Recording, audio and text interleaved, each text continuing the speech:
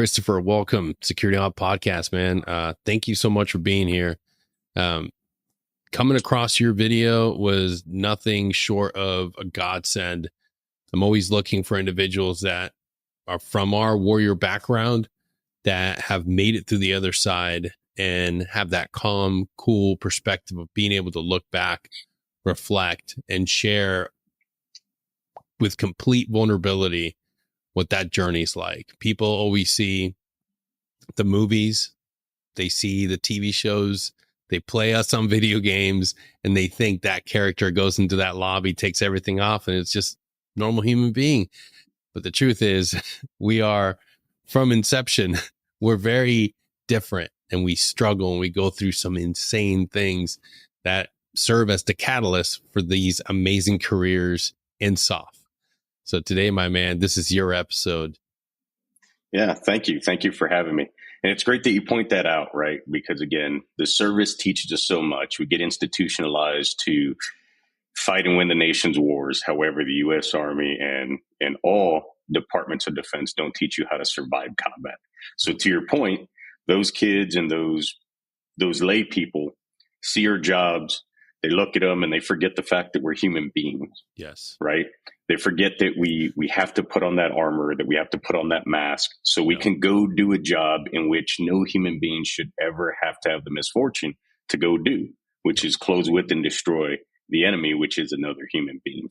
And there's a backside to that, which we do a terrible job as a service to look at and talk to.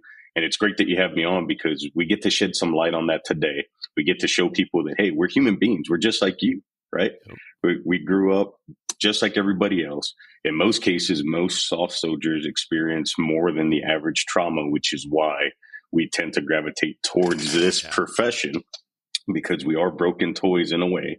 And we find a way where we're accepted into this institutional environment that uses us. And I don't use that phrase lightly, that uses us to do a job that isn't meant for most. It's less than 1% of the Army and the Department of Defense. And then we got to come back on the outside and we have to figure out, what do we do with this now? So I'm happy to be here. I'm glad to jump on. For everybody that's listening, please get on this imaginary dragon with us and let's take this journey together. Hell yeah, man. Yeah, let's kick it off. Because one thing that I love exploring is the various backgrounds where we come from. And to anybody that's been on this journey with me and I'm seeing all the guests, we have a solid understanding that Green Berets, Rangers, SEALs, MARSOC, TACPs, CCTs, a lot of our special operations professionals come from very, very traumatic backgrounds. It's not John Wayne anymore.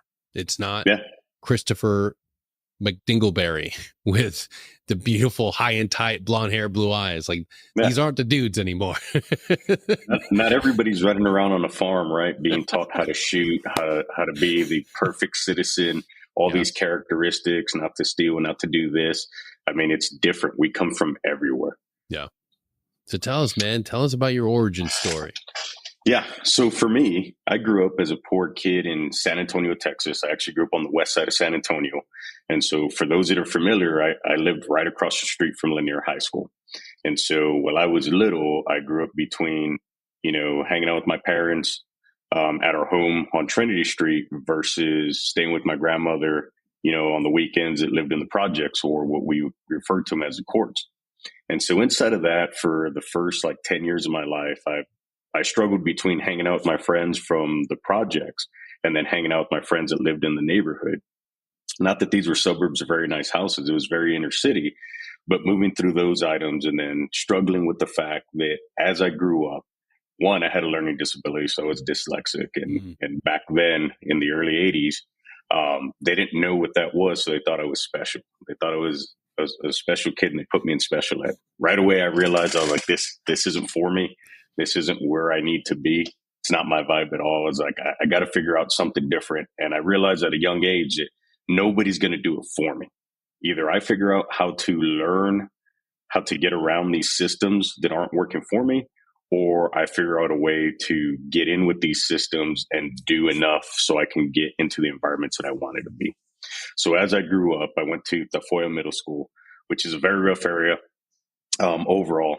In the 90s, gangs were coming up. And so the neighborhoods, being that we're all the same. We're all Mexican kids just trying to survive. Most people in that area grew up in single parent homes. Not many fathers were around, and those that were around were always working. Like my dad was consistently working, just so that we can have, a better living than what they had. And obviously my parents' generation was a little bit different than ours. And while we're still rough, theirs is way rougher. And so living in this environment in which we mix those different neighborhoods into that high school system, it was just a breeding ground for kids that were victims of trauma and abuse, looking to either be predators or figure out how not to fall into that state. And we turned into a bunch of kids that were looking for something to do, and sports kind of unified us. I remember playing every sport in middle school. And then after that, it was like you'd have to be back in the neighborhood. And I was never a big kid. I'm not a big guy now. I'm about 5'8" now and about 200 pounds. However, back then I was about maybe 5'4" and maybe 120 pounds soaking wet. And so my wife always laughs because I walk so fast. And I was like, this is a product of the neighborhood. I got to move quick because the faster I move, the less interaction I have with people. The other thing is I learned right away that I was a little bit smarter than average. And so in my summers, I'd go to the prep program they had in San Antonio for basically what STEM is now. And so in the summers, I'd come home with my little project, trying to hide them in my backpack so I didn't run into certain people that were my buddies or people that were from a different neighborhood and then have to break my project either running or trying to fight. And so I grew up in a neighborhood where every day, man, it was a struggle just to get by. And I never liked fighting. My wife will laugh and say, no, that's not you, because again, different mask, right? And we'll go into that more as we go along, but I never liked it. My dad was, dude, he looked like a biker, right? 5'9", light skin, green eyes, and just a huge man. And everywhere he walked, he commanded respect. Whereas me, I was always in the shadow, like, how can I not, get into a fight? How can I not, run into these people? I would try to go my way to walk around. Like I got real good at walking, which came in service of me later because I would avoid certain neighborhoods if I could, because I was always frightened, man. I didn't like hurting people. I'm kind of like my son, in which if you told me, hey, what do you want to do? I'd be like, I just want to hang out with the book, do some things. I don't want to go out and be physical. But I learned right away that I needed to. And then more importantly, to get my dad's attention, because every time he'd play with me in the football field at Lanier, all the kids would come out because they didn't receive that attention. And I found out that, hey, look, if you catch a pass, if you run quick, that's what turns my dad on. And he would cheer on all these other kids, and then I'd score a touchdown and kind of be like, you can do this better. I didn't understand at the time what he was doing, nor did I understand until I became a father the blocks that we face as men, in which sometimes we lose the ability to have the tools to be compassionate for those people that we care about. Yeah. Like as we talk about this story, I'll tell you how I mentored people. And in the beginning of my career, I was a terror.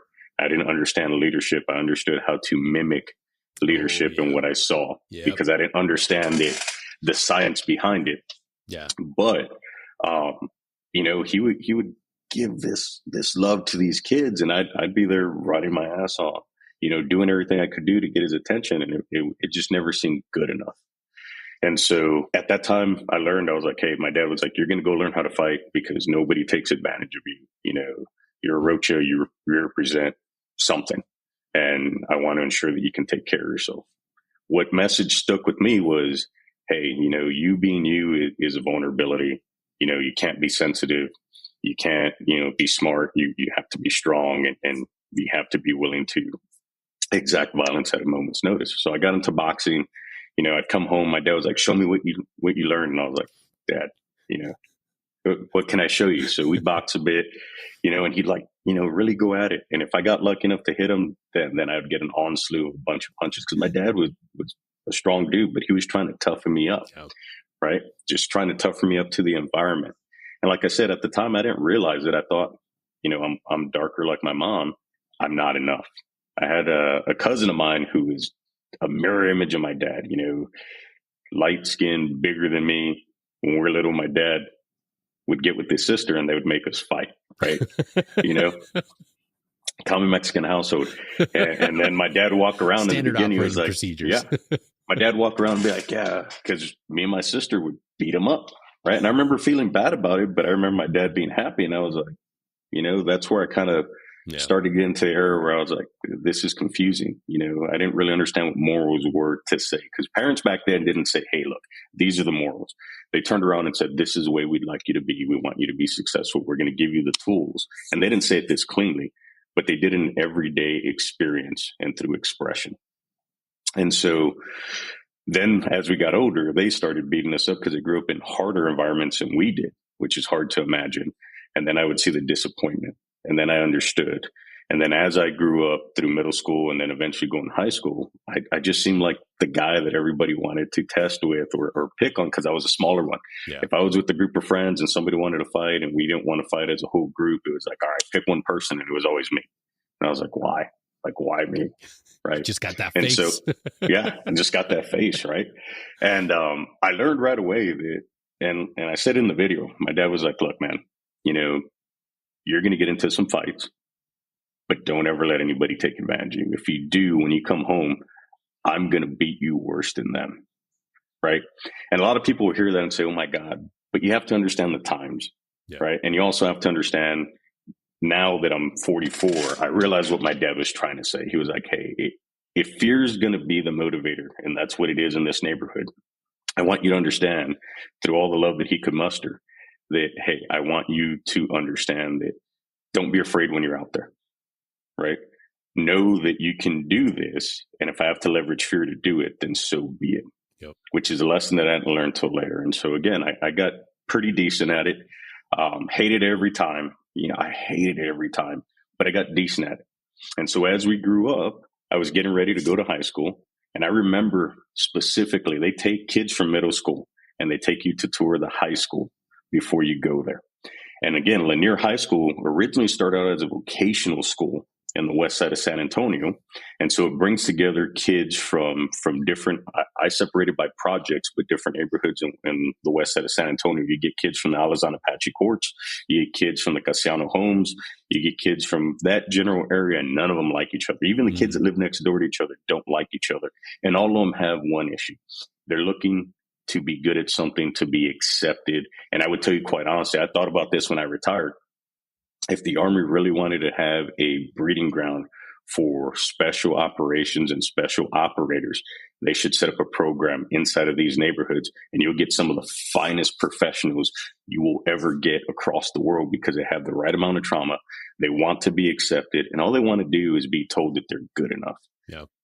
And as you know, in the community, you work and you show that you're good enough and you get that praise. That's why we do so well. And so we went on this tour.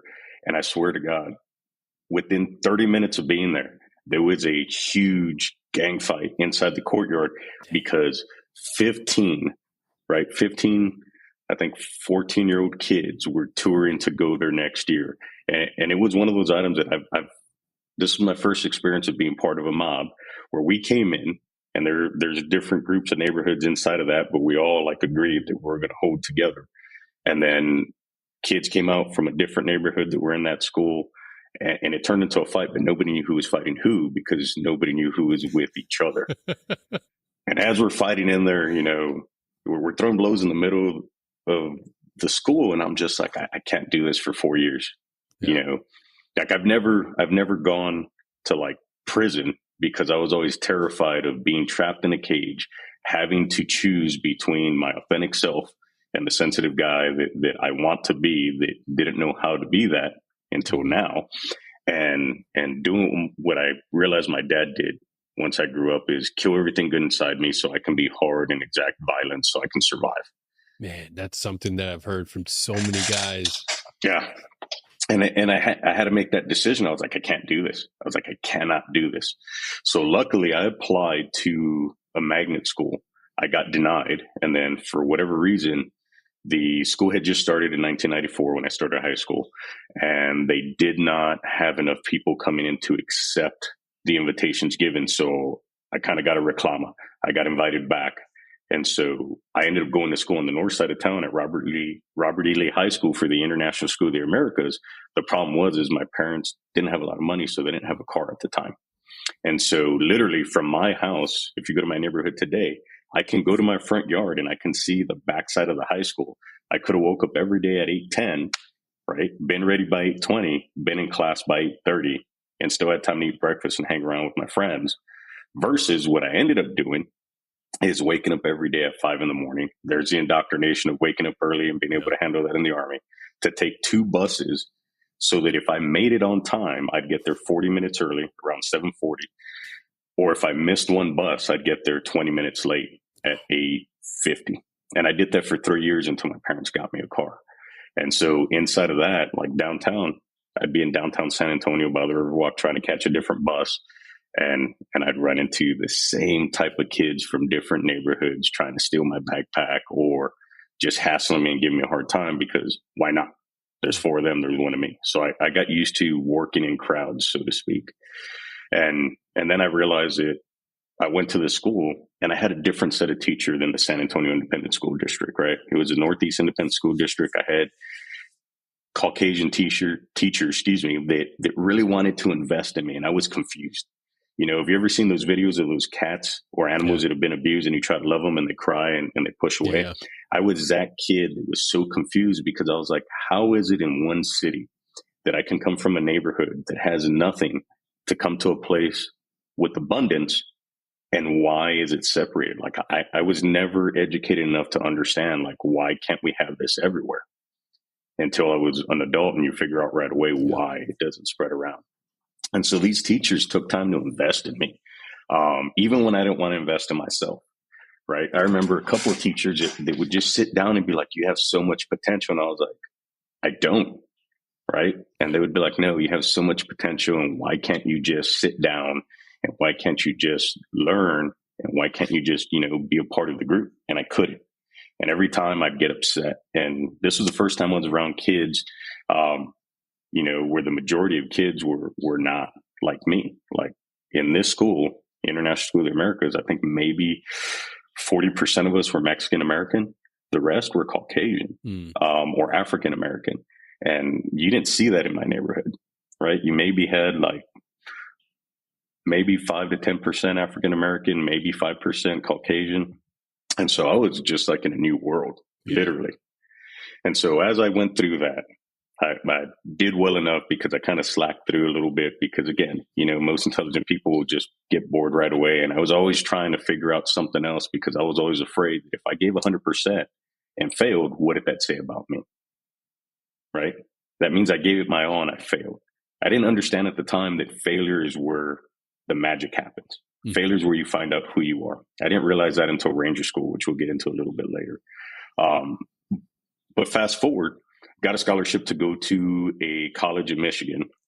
Wanted to be a lawyer. When I was 16, I'd end up going to the wrong party at the wrong time in the wrong place, literally 2 blocks away from my house. And some kid that I got into a fight with when I was like in 7th grade, because I remember this vividly. He was walking home, and if I ever run into the dude, the first thing I would tell him is I'm sorry for whatever I did to hurt you.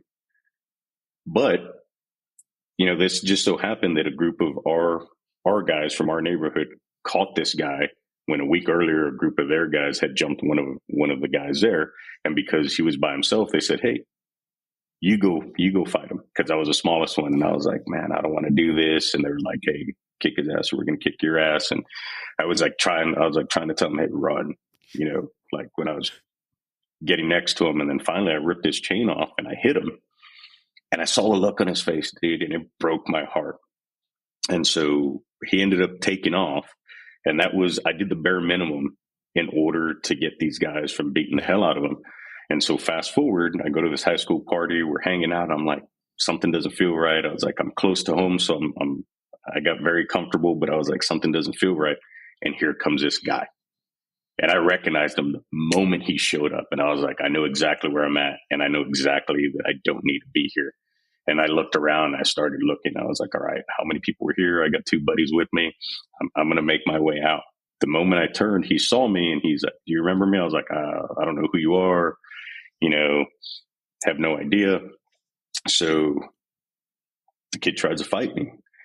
As I push him away, we end up falling to the ground. I get on top of him, we're fighting. And then all of a sudden out of nowhere, I feel like sensations in my head. I look over and it's some guy pistol whipping me. And then I realized right away, I was like, I need to get the hell out of here. I'm going to get killed. So I knock him off of me. When I go to run, the guy on the floor that I had gotten into a fight with that I had just talked about grabbed me by my hood and stabbed me in the back of my shoulder. I was able to knock him away and I ran as fast as I could. And when you're in the Army, you're always like, oh, if I ever have to do something, I'm going to have this energy forever. I remember making it a block and a half and I stopped and I was like, man, this is the day I'm going to die because I can't run anymore.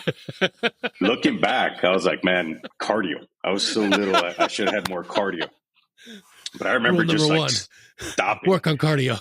I was like, and for all those kids out there, right? You look at these video games, cardio is key. You can't be a special operations soldier without having cardio, right?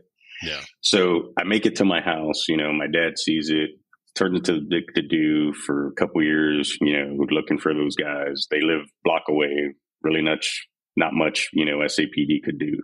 I end up so the point of the story is I end up getting an internship my junior year of high school with the Criminal Justice Center in San Antonio. It's only open to college students and it's very hard to get. 10% of people that apply get it. I got it because I was interviewed, and just like the video that you discovered me from, I had something to say. And I said it in a way that kind of turned people on that said, hey, we need to look at this problem. And so I worked there and we'd get together and all the kids were like, how did you get in? How'd you get in? I told them I was a high school student. Everybody was like, how is this? This is so hard to get. And so it turned me on to that place, and I wanted to be a lawyer. I got this scholarship, told my dad about it. My dad was excited because finally one of our own was going to do something with themselves and maybe get out of this place. Yeah. But I would tell you, I was terrified because I knew my parents didn't have money and it wasn't a full ride scholarship, right? I slacked a bit towards the end. I met who later became my first wife, and I really didn't pay attention to school that much. And so I was like, I can't go, because how do you go to a different state when you've never left your own city and then try to earn a job while you're going through school and then have to go to law school later? I was terrified. Yeah. I ended up making the decision that my son made, which we'll talk about later.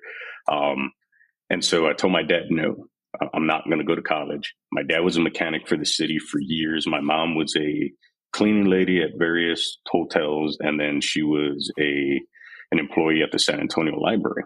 So they're very, very hardworking people.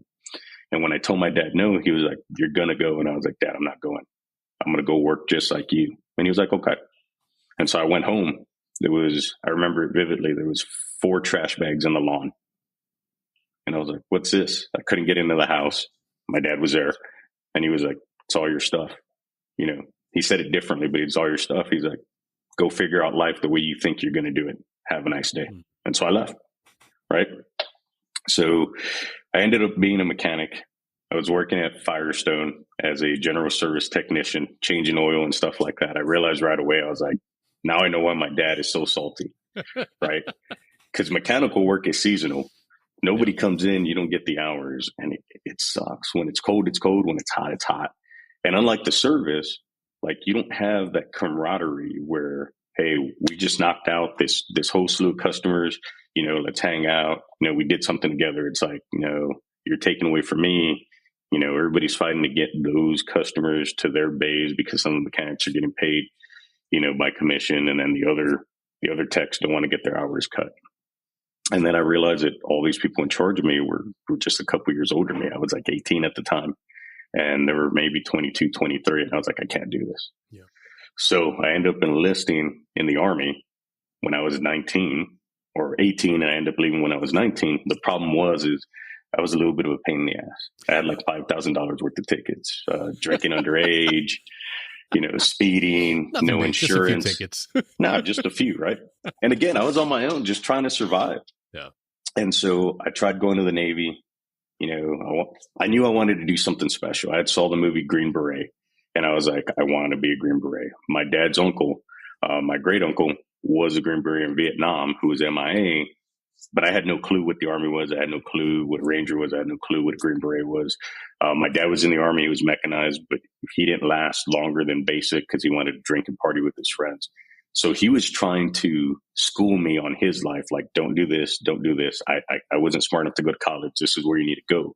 But he didn't have the tools to tell me in a way that would have been efficient and effective for me to understand. All he knew was the hurt from the pain of his traumas of his life and growing up. And so as kids, when you tell a child no, what's the first thing we're going to say? Yeah, okay, I'm going to do it, right? And I'm going to do it better than you because I'm better than you. Okay. We don't have the luxury of experience. And so finally the Army recruiter got a hold of me, and he saw me coming from a mile away, man. He was a Sergeant First Class, Puerto Rican guy. He saw me, he kind of heard my spiel. I was working with the Air Force. The Air Force, I went with them. They took me to take that test you take after basic training for CCT or PJ. I couldn't hold my breath underwater to save my life, right? So I failed the underwater swim. I did well at everything else. And they were like, hey, go learn how to swim. Go pay off your tickets. Come back and see us. And I was like, I can work on the swimming part. I can't get $5,000. Yeah. So I went over to the Army recruiter, and the Army recruiter, right when I walked in, I mean, he did it in the best way possible. He stood up after he talked to me. He announced to the whole recruiting office, he's like, here's Christopher Rocha. He wants to be a Black Beret. And he started clapping, and I was like, and I felt important, but it was a whole spiel they did because other guys were kind of looking like, yeah, okay. And so he was like, I got the job for you. He's like, I hear what you want to do. You don't need to be a Navy SEAL. You don't need to go to the Air Force. You want to jump out of planes? I was like, yeah. He's like, you want to blow stuff up? I was like, yeah. He's like, you want to be special? I was like, hell yeah. He's like, you're going to be a Black Beret. I was like, I don't know what that is. He's like, you're going to do it. And I was like, I'm all about it. He's like, do you know what a Ranger is? I was like, I have no clue. He's like, you're going to do that too. I was like, hell yeah. He's like, Rangers are Black Berets. You're going to have a Black Beret. You're going to jump out of planes. You're going to blow stuff up. I was like, yes. Where do I sign? He's like, real quick. Do you know what infantry is? I was like, hell no. He's like, do you have a problem doing it? I was like, absolutely not. He's like, all right. I just need you to sign up for 6 years, but we'll give you a $20,000 signing bonus. I was like, $20,000. I was like, wait a minute. I have tickets. He's like, don't worry about it. We'll take care of it tomorrow. I was like, sign me up. Signed up, took me to the courthouse, talked to the judge. Judge gave me this spiel about how much of a terrible human being I was, wrote off all my items, dismissed them, was getting ready to go, signed up with my best friend, who we're still friends after 36 years, getting ready to go pick up my best friend so he can go to basic together on the buddy program because I get an additional rank. You got him. Right? No, he got me. So his dad was a Vietnam vet. His dad, when I told him I would join the Army, kind of gave me a look like similar to my dad, where his heart looked like it broke. Yeah. And this guy wasn't an emotional dude at all. And he just kind of turned and walked away. And I thought I'd disappoint him. I understood why later. And so when I went to go pick up my buddy, didn't come out. I was outside for 45 minutes. And that's when I felt like for the rest of your life, you're going to be alone. And so went to basic training, went through those items. Every day I hated it. Yeah. I was like, I don't know what I'm doing here. Back then in the 90s, all they wanted to do, because we were in a peacetime army, we were talking about going to the show. Maybe we'll go to combat Desert Storm. And Somalia had passed. I joined in 99. So everybody was chomping at the bit. And all they knew how to do in the infantry training at that time is smoke the shit out of you to see if you can make it. And so I was like, I can do the exercises. I was like, but I don't like this. Yeah. And more importantly, they didn't teach. They threw blocks of instruction at you. So I didn't understand what the hell they were teaching me. I couldn't tell an ambush line from a hole in the ground. I just knew, hey, if you tell me to go and you point me in the direction where I need to shoot, I'll take care of everything else in that linear fashion. Yeah. So got sick, caught the measles inside of basic, ended up going home for 2 weeks, which was the worst thing ever, right? Because went home, my future wife was there, or wife at the time, because we got married before I left. Because again, I made a promise to her. She was there for me when my dad threw me out. I was like, I can't leave this girl. Yeah. I'm big on promises. And so I was like, I don't want to go back. I was like, I don't want to do it. And I remember my dad being like, look, you already threw everything else away. Don't fail at this like I did. You're going to take your ass and you're going to go back. And I was like, I remember, and I'll be very vulnerable here. I was crying. I was a 19-year-old adult, and I was like a child, right? Because I was scared. And again, fear is a big item in my story because it kept me from doing so many things that I wanted to do. It stunted me as a human being. Yep. It took me the better part of 42 years to understand that fear is just a feeling. Yeah. So I get to go. I go back. I finally muster it to go back because I'm like, look, this woman's depending on me. Don't want to put her through the lifestyle that I know that we'll stay in, living in this neighborhood, staying here, or do I want to do something different? And I remember what my recruiter told me, because he was very slick too, outside of the whole clapping and everything else, because I'm giving the high level stuff. He took me to his place on post. He had a hobby for fixing up Volkswagen bugs. He showed me, and I loved cars, so he showed me his whole garage. He's like, I make all this money. He's like, you can do a simple job if you want, because he forgot how he sold the Army to me. Yeah. He's like, I take a PT test once a year. You can have it very easy. And then he remembered he was signing me up for a quota that he needed to fill. And then that's when he changed the story, because he would go back and forth from being real with me to selling me on where I wanted to go. And so I made it through basic, went to airborne school. You know, I remember in basic training, I had a group of buddies, because there's not many Mexican Americans that end up getting into the service that all joined together. There was a group of like 6 of us. They were all mechanized. They talked me into going mechanized. I recycled into a new company where all the drill sergeants were mechanized. And I remember going up to a drill sergeant saying, hey, I don't want to be a Ranger. I want to go mechanized. And he looked at me, and he was a mechanized dude that was proud as hell to be 11 Mike. And he was like, not for you. He goes, I get it. I understand. He goes, but if I do this, you will regret it. He goes, that's a good man right there. Yeah. And he's like, you have the potential. I don't say this to many people, but you have the potential to make it. You need to get away from these guys, and you need to go on with your contract and do what you came here to do.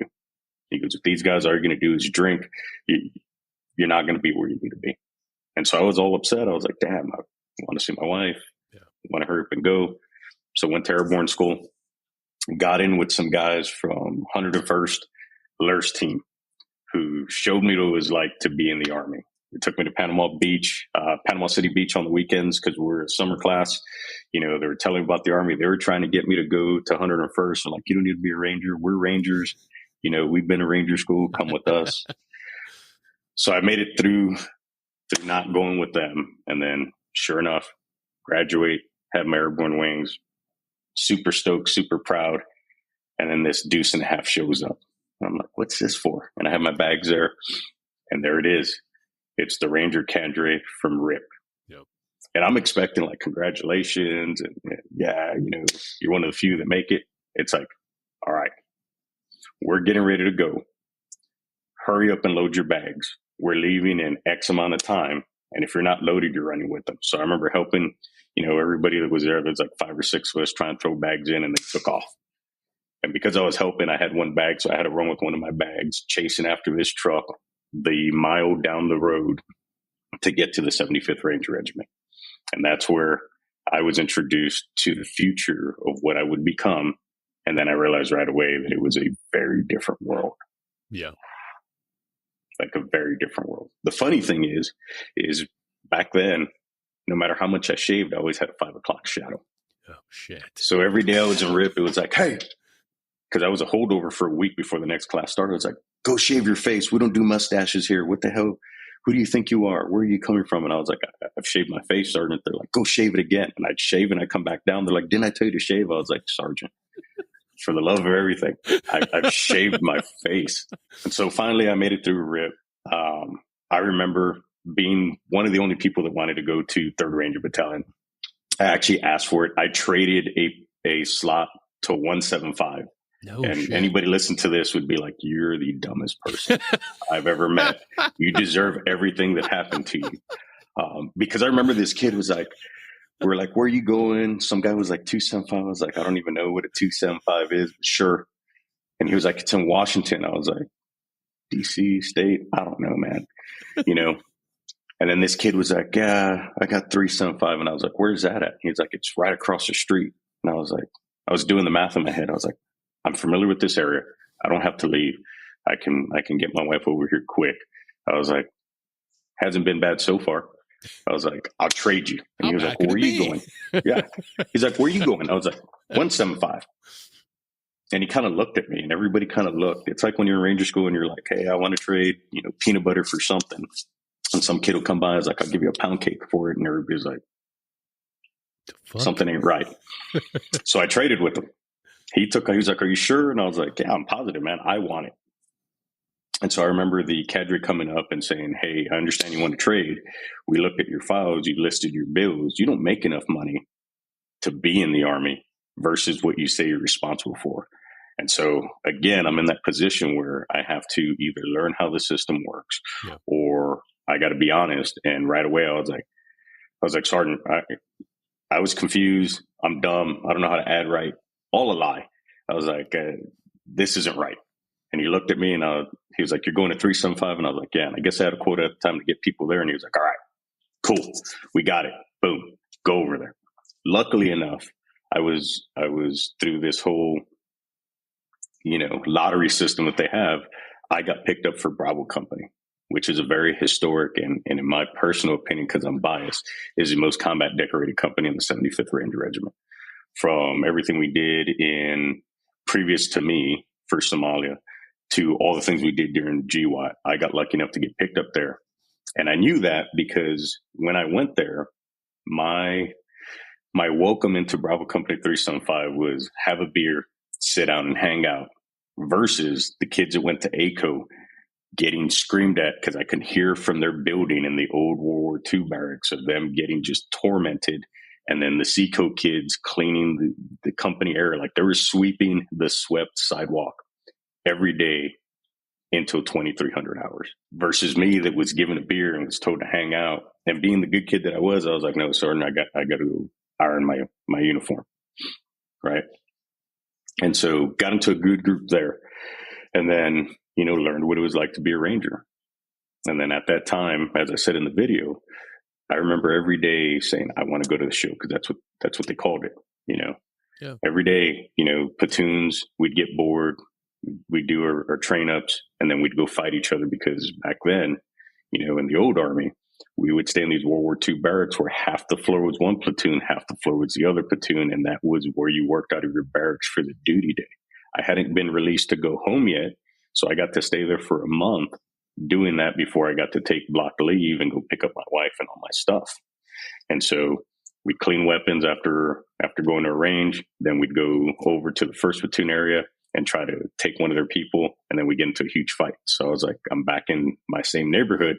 The only difference is nobody here is doing it out of fear. Yeah. We're working together to go show that we're the best ones on the floor. And that attracted me. And I had this squad leader, man. This guy was amazing. Like, smart dude, funny, had an ass the size of a dump truck. And I say this because every time we'd go on a run on Fort Benning, people used to wear those little Ranger panties. Yeah. And people would make fun. Like, they would look at him and make comments, and it would just make him run faster. You thick, boy. You thick. Yeah, like they would make comments, and he would just run faster. And I was like, Jesus. But it helped me be the person that I was. Yeah. And then I just knew right away, I was like, I found my family. So had a Spec 4 who was like Bobby Hill, looked just like him from King of the Hill, ended up becoming my team leader. This dude, I love him to death, right? I've shared some time with this guy. He's one of my great friends, but he would torment the hell out of me. And then we had another guy, and I don't mention any names on purpose, but we had another guy that all he did was run. Whenever we're in the field, if it would rain, he put Perk Plus in his hair to wash his hair, right? He couldn't be dirty at all. But come to find out, when we went to Ranger school, he was the dirtiest kid ever. Whole deal. It was a platoon of so many different personalities, but one of the greatest platoons I've ever been a part of. That company went out of their way to teach everybody how to be adults. The command team, first sergeant and commander, ended up teaching the spouses through their spouses what a military family should be like. Mm. As a matter of fact, my former commander, my very first commander, is a 3-star general now. And the first sergeant's deceased, but he was a grenade raider. He was he went to Desert Storm with 175. He had the old combat scroll. He had 2 jump starts. It was an amazing company. And then we'll get into the port where GWAT happened. And so I remember that morning we're sitting there coming in from breakfast, and the guy who runs all the time comes running in. He's like, "Hey, turn on the TVs." And so we see the towers fall. And I remember at that time, I was like, "Oh shit, we get to go to the show." Oh, yeah. And I remember everybody in the company was terrified. Like, you can see that they were all scared. And then you can see like the beginnings of those kids start to put on that mask. Right. Yep. Because you go from wanting it because it's never going to happen. The most combat we're going to see is when we beat the hell out of each other, trying to steal people from the floors. And then you see reality kick in. And then you realize that you were part of a lineage in a company that has a great responsibility to hold up that reputation of combat. I mean, we're in a company, and my squad leader was a Rippy that showed up after, Somalia, after Black Hawk Down. And so he knew how you get treated when you come back. And so we're like, now it's our turn. And then you see the kids like start changing. Yeah. Right. You see those kids that are go happy to focus. And now it's like everybody's focused and everybody's kind of irritated. Like, I saw at a very micro level, the future of what being exposed to trauma and combat would be, or the symptoms of PTSD, because now people were irritated. People were hyper focused. People were worried about their space. Didn't have patience or anything because they were so hyper focused on what's going to happen to me, what's going to go on. Yeah. And then we got deployed. And so in the course of 8 deployments with Bravo Company, 3rd Ranger Battalion, I deployed 8 times. I was on both invasions. When the towers came down, within 2 weeks, we're in country, operating out of a foreign country, conducting some combat operations in Afghanistan. I didn't really see a lot of action in Afghanistan, so to speak, did a bunch of missions. But Afghanistan really wasn't my thing at that time. And then we invaded Iraq. And again, I'm giving the high level stuff so we can cover more of the items on the back end. But invaded Iraq, I was part of the Ranger Invasion Force that seized, held, and defended the Haditha Dam. Originally, we were supposed to jump, and my platoon jumped. Talk about a lot of broken hearts and sob stories, so to speak. And my story is my platoon jumped into Afghanistan during the initial invasion. However, because it was a platoon-size drop on a dirt landing strip, we had to cut one squad for the company CCP. Guess whose squad that was? Oh, man. It was my squad. On top of that, because my squad leader, the Bobby Hill-looking guy that I told you about, we had almost a God squad. All of us were tab minus one person, which was my private, because they would issue you privates, right? Minus the one kid. And because he was a sergeant and not a staff sergeant, our squad got cut. And then my buddy, who was a senior gunner, because the weapons squad leader in a combat jump becomes the DACO, he doesn't jump. So he took all his senior dudes off and had the new guys jump the guns. And so before they went out, I remember my buddy being the RTO and getting a go, our platoon sergeant's like, hey, it'll be all right. I get it. I understand. Oh, by the way, I need y'all to clean the shitters. So then fast forward through that, right? Put a pin in that. So now I've told the story of growing up, seeing some trauma, told the story of being excited, being part of a group, being accepted. Then I realized right away inside of that, the politics and bureaucracy inside of those organizations, because everybody's in a clique.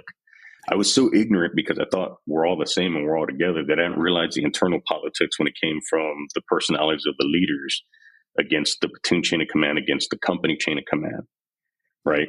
Because I'm an ignorant kid who just wanted to be accepted. And I come to an institution where it says, if you run hard, if you fight, if you can shoot, if you listen, if you're disciplined, if you do all these right things, these morals and characters that we're giving you, because again, like I said, the company chain of command, we're teaching the young married personnel, this is what you need to do to be a ranger, a good, successful ranger. I got lost in the hype and didn't understand all the other items, which is key because as I grew in the Army through the combat trauma, those were put under a microscope, and I used that to make every decision moving forward, because I will never get caught twice in the same situation. Right. Yeah. And so again, like during that time where I fast forward is I had my son prior to that deployment. I went to Ranger school. I got shot on live fire. Oh, shit. Prior to going through, and I'll cover that really quick. So we're doing some maneuvers, no fault of our own, just the way the range was set up. This range was throwing back a lot of ricochets. As we're moving forward, I'm the far left guy, saw gunners within, men safe distance.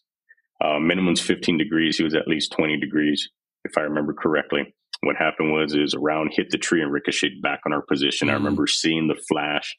And again, call it whatever you want. Maybe my higher self was talking to me. Maybe for that split second, I was able to channel something greater than myself. And I was like, I remember walking and I was like, I need to fucking jump. And I just dove forward and covered my face, and I got hit in the back of my arm. Whew. And so because I'm used to trauma, because I'm used to not letting people down, because I'm used to swallowing the pain, I took it like a champ and I laid there. And after that, like my chain of command was like, you're awesome. You got shot. And prior to me joining in Germany, they had a negligent discharge at a shoot range where they lost a ranger. So it was a very big deal for the company. And so because I took it the way I did, and I didn't complain, I didn't say anything, I was a ranger. Yeah. They were like, you're it. Right. We have our eyes on you. We're going to make sure you do everything you need to do to succeed. And then I wrote a CQ desk for literally a month and a half, mopping with one arm. And then I said, you know what, enough's enough. I'm going to go do it. So I was a guy doing PT in a sling, went to Ranger school prematurely, got there, realized right away that this place isn't for me. Right. Because I can get smoked, because my squad leader luckily would smoke the shit out of me every day. I can fight, so I didn't worry about anybody else. What I couldn't do is process the mental trauma of being alone with no help. And so, as you know, when the mind quits, the body quits. Yep. And so my first outing in Ranger school, I had a bad day. All of a sudden, my shoulder went limp. I couldn't feel it for like 2 hours. I got thrown out. Came home to mama, but my heart was broken. Black Hawk Down was getting ready to be made and be filmed. So our platoon and our company was chosen to do the stunts for it. I was given a pass not to go back to Ranger school to go film on that movie. And then I had a team leader interject and say, hey, you can go and you can go be Hollywood, or you can go to Ranger school. And I was like, cool. Platoon sergeant said I can go to film the movie. I'm going to film the movie. He's like, I hear you. Hollywood. He's like, I hear you. And I understand. He goes, but I'm going to tell you again, you can go to Ranger school, which will affect the rest of your career, or you can go film this movie. And I was like, thanks a lot, Sergeant. Going to film the movie. Right. Yeah. So he pulled me aside. He's like, look, because I'm a hard-headed guy, man. Like even when I asked the universe for stuff, like it has to come down. Yeah. It has to be really clear, because I won't listen. He was like, look, dude, if you don't go to Ranger school, I'm going to physically, emotionally, and mentally hurt you worse than any joy you ever get out of this movie. And I was like, then it kicked in, right? I can't let this guy down, because I care about him and I respect him. And I was like, I'll go to Ranger school. So I went.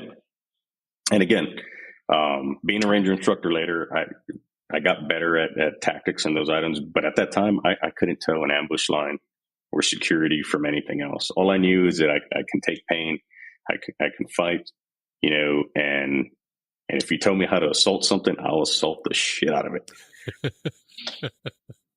But if you tell me to go find an ambush line, I'm sorry, it ain't going to happen. I'll be on the actual road and I'll be like, oh shit, here's the road. But nowadays, you could do that with your eyes closed.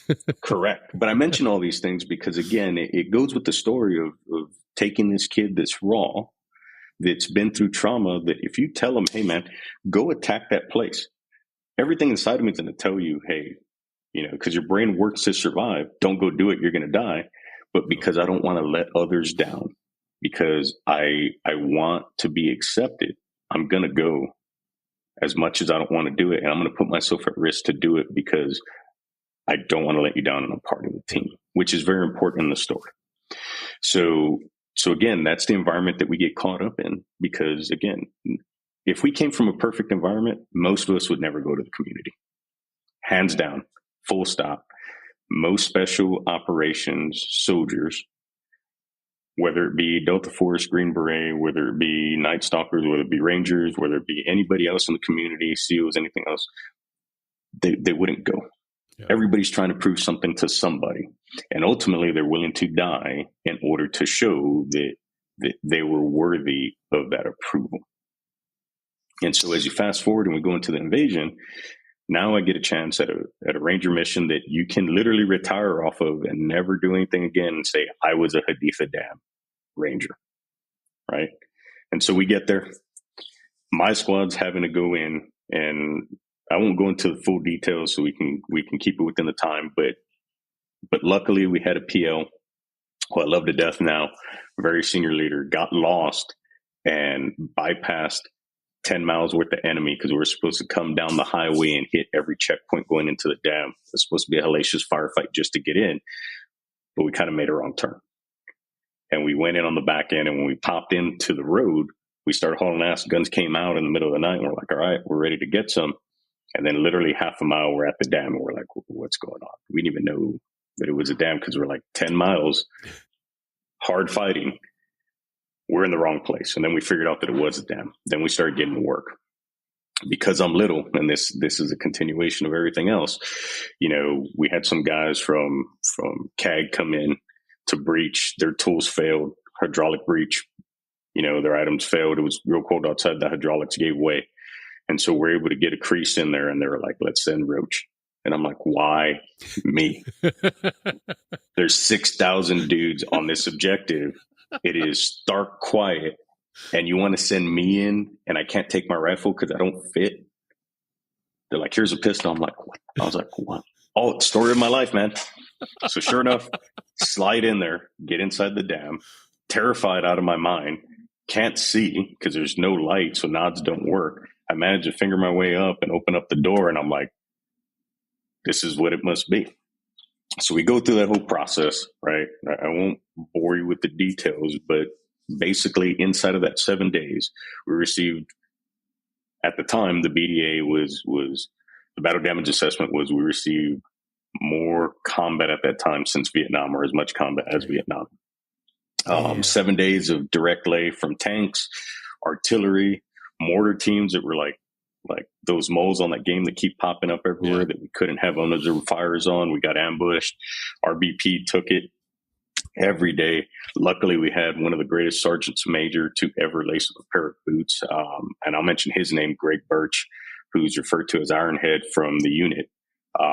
If you ever read the book Killing Bin Laden, they mention him specifically, who is our sergeant major running around with a sniper rifle and an AK-47. And this dude was amazing.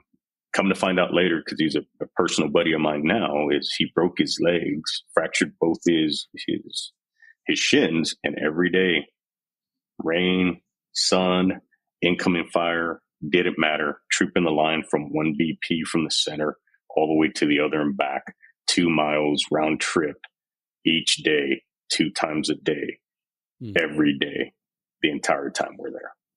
Not to mention that the first day, while I was like a mole person going through 10 subfloors and 12 stories, not knowing that there was an actual war going on the top, this guy was and I say assassinating because the way as lethal as he was, these guys never knew that it was coming, just like doing work. And so that deployment kind of set me up to understand, hey, here's why you're special. And I say this because there was kids that came to the organization that were bigger than me, that were stronger than me. It was rare that a lot of people were smarter than me. However, there was a few, 1 or 2 that I can remember. But not all of them were in the same squad or the same platoon. Yeah. Right. And so inside of that, when we're getting bounced out of our BPs and we're getting blown out of position hourly, I would see those guys break. Because again, when you're taking artillery and you have to pull from a position, nobody knows where it's going to fall. You hear those whistles come in, and I say the whistles because it's a whistle of the round. There's nobody warning you. And it's like training says get as low as possible, and it blows up and out. But you don't know if that place that you're getting low is going to be where the impact hits, because it's indiscriminate. And so I remember going through that trauma every day for 7 days and all the percussions and everything else, and seeing guys break, like just fall into a ball and crying. And I was still able to go. And I remember getting blown out of the position, and the fact that they were like, hey, we got to go back. And I was like, I'll go. And all my guys were like, because I was a team leader at the time, and they were like, are you fucking insane? Like, 2 of my guys, and they were smaller than me. So we're all the little dudes, which is why I kept, every time I think back, I was like, why did I go forward? But I was a leader at the time, so I needed to go. My guy shouldn't have went in to open the door. It was my job. And so I would volunteer. And for me at that time, trauma was so comfortable to me that I was able to be comfortable in chaos versus being able to enjoy peace and quiet, because I didn't know how, because it was foreign to me. Exactly. Like that animal that I talked about that you pet when you love it. I was like, no, because this will be taken away. Fear. And so I realized that I had a knack for getting into this. I say this because throughout the remainder of my combat deployments, the next 3 deployments in Iraq were the ones that really affected me, because we were conducting combat operations, 2 to 3 targets a night, every day, the entire deployment. And I remember seeing myself, and as I mentioned earlier, talking about my dad destroying everything that was good inside him to survive in that place, I started seeing myself change, and I started seeing myself harden. And I would tell you, when I love hard. And back then it was probably pretty toxic because I wasn't shown the right way. But I love my first wife to death. Like, I love that woman more than life itself. And I remember from the first deployment being that guy that was like hugging and like, I don't want to let you go, to after that first deployment, it was hug, kiss. Yeah, you can come and see me go. And then after that second deployment, don't come to the unit anymore. I got work to do. I will tell you goodbye here, because here's where I need to leave my soul, because I'm going to get on this bus and I'm going to go forward, and it's back to more of the same. And inside of that, in the video, I talk about our second deployment, in which we came back from Haditha.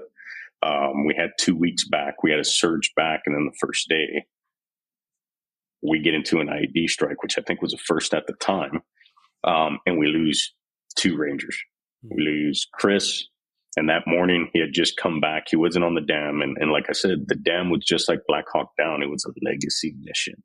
It's one of those missions that if you call out Ranger missions, that's one of the ones that you wanted to be on, because, like a Grenadier Raider, I'm a Haditha Dam guy. Yeah. And no matter what Ranger I was, right? And I like to say that I was a good Ranger, like average at best, right? If I said I was on the dam, nobody can say anything, because everybody's like, oh, okay, got it. And so we go there, we get Chris in, and he's just fresh from Ranger School, missing the dam. And so everybody's giving him a hard time. And I remember that morning saying, hey, man, you're not going to make it. And I told everybody around there, it's great you got your Ranger tab, but everybody needs to stay away from this guy, because he ain't going to make it. I don't know what made me say that. Back then, I was an asshole. And for anybody listening that used to know me back then, I apologize. It's like I tell my son whenever we go back to Fort Benning, I was like, half the people you run into are going to hate your dad. I was like, it's not your job to defend me. If I have to get physical, just don't worry about it. Men will work it out. And then the other half love me, but it's never in the middle. Like, the opinion of Christopher Rocha is either I wouldn't piss on his face if his body's on fire, or I love him to death. But they'll also say he's an asshole. And I say this, and I mention it now, because I was so lost in trauma. Yep. I was so yearning for that acceptance that what I used to do is I used to mimic behaviors without the education or understanding or the emotional EQ on why it was being done. And if you talk to, and it's funny when I say it, talk to any of my wives, because I've been married 3 times, divorced twice, is I love harder than anybody. I just, until recently, I'd never had the tools to express in a clean and loving way that love. And so my love, like my father's, was hard. Yeah. My love, like the environment I grew up in, was always with a backhanded item. Like, if I ever got a comment when I was growing up, it was always like, hey, you did good. And then some demeaning name. As a matter of fact, identity is important for me. And that's why I identify with Christopher now versus Chris when I was growing up, because I never went by my first name when I was growing up. It was a nickname. And the nickname I used to have was Bonson because I was chubby when I was a baby, right? And no matter how skinny I was, it was always something about my hair because my hair was real thick. You know, something about my skin color because I was dark. In the summer, I get extremely dark. And so, again, that fear of acceptance was always there. And once I got into a position of authority, like every human being, I became perverted in the fact that I wanted that authority and I wanted to use it to do better, but I also wanted to exact some sort of status so that I wouldn't be vulnerable again. And what I did is I became a predator preying on those that couldn't through my position. And I say that because not that I was doing anything inappropriate, but I wasn't treating them the way I wanted to be treated. And there's a bunch of guys that serve me in the regiment that'll say, hey, you know, what you did helped me.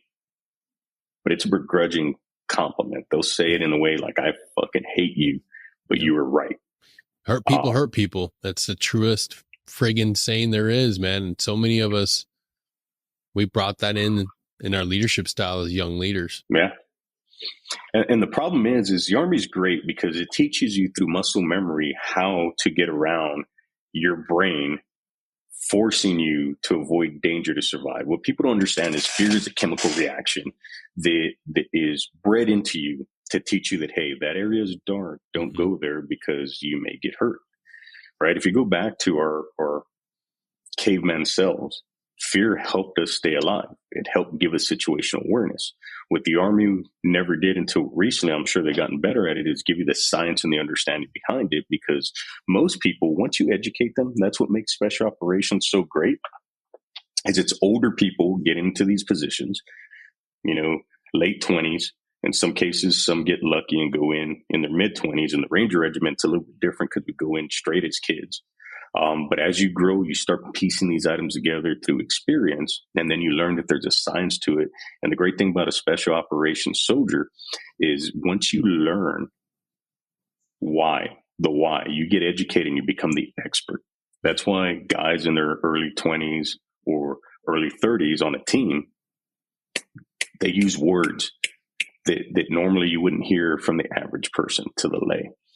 They come in and they're masters of communication. When nobody taught them how to communicate, they pick it up through briefing. They pick it up through the importance of the mission, through critical task analysis, through their decision-making processes, and what that decision output equals. Loss of, critical loss of life.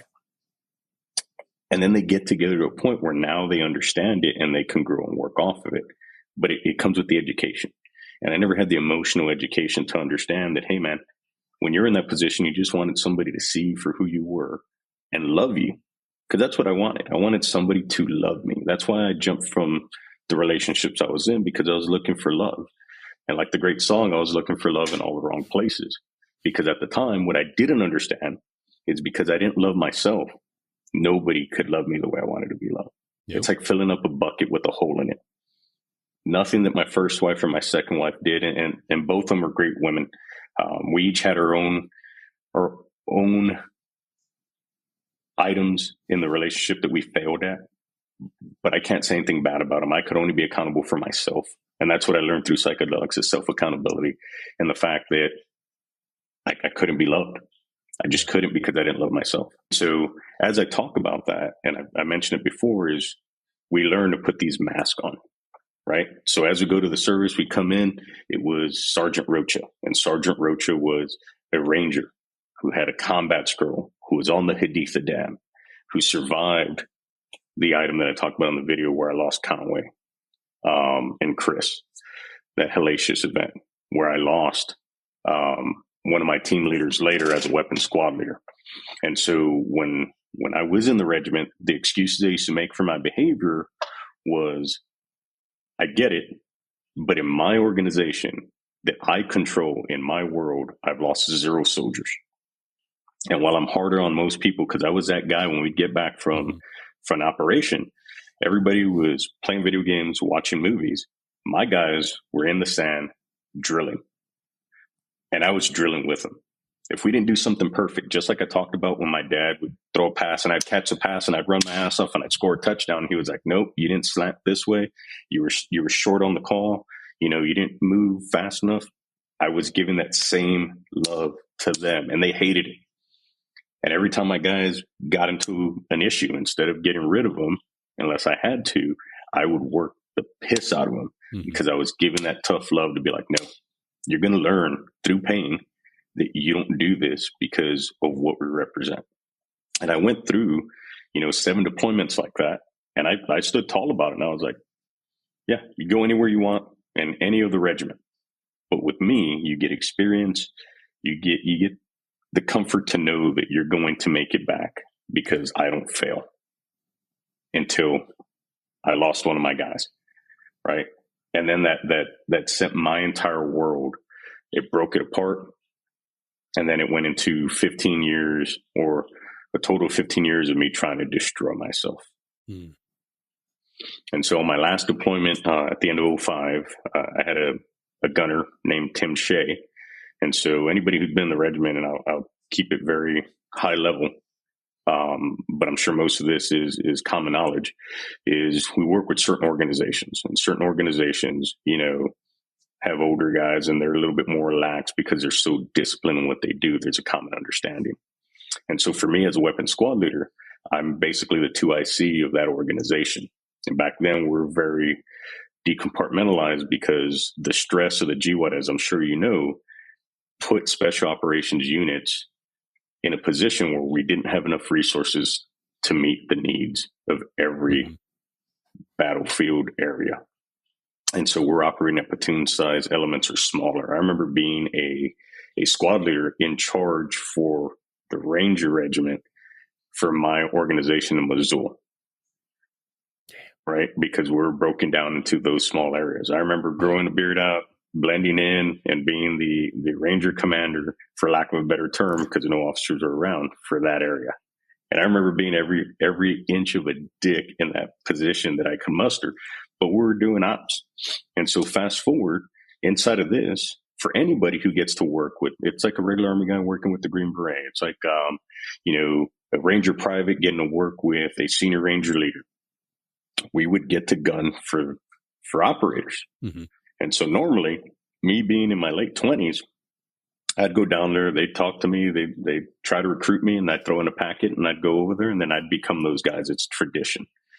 But what I did as a weapons squad leader is, because I'm a hard dude, I was like, if you work hard and you do what you need to do as a leader, that means lead by example, then instead of me going to gun, you get to go. And every other mission I'd swap out, and my boys loved it, right? Because they get to go hang out with Danny. They go hang out with Chris. And they get to, shoot the shit and see what the future can look like if you hit that goal. And so on this last mission, my guy went with them. Tim did, ran over a pressure parade ID and lost 2 operators and my gunner. And after that, my squad didn't want to go out anymore. Nobody wanted to do anything. Like we're shocked. Like this was a kid, and I'll take this thing to mention him, who when he died, like he didn't have an SGLI. I had to make this kid put it together. And when I did, he was like, can I leave all the money to the platoon? I was like, absolutely not. I was like, no, you can't leave all the money to the platoon. He's like, can I leave it to a bar for the platoon? I was like, no, dude, you have a family, right? And an 18 Delta that was the same way. Yeah.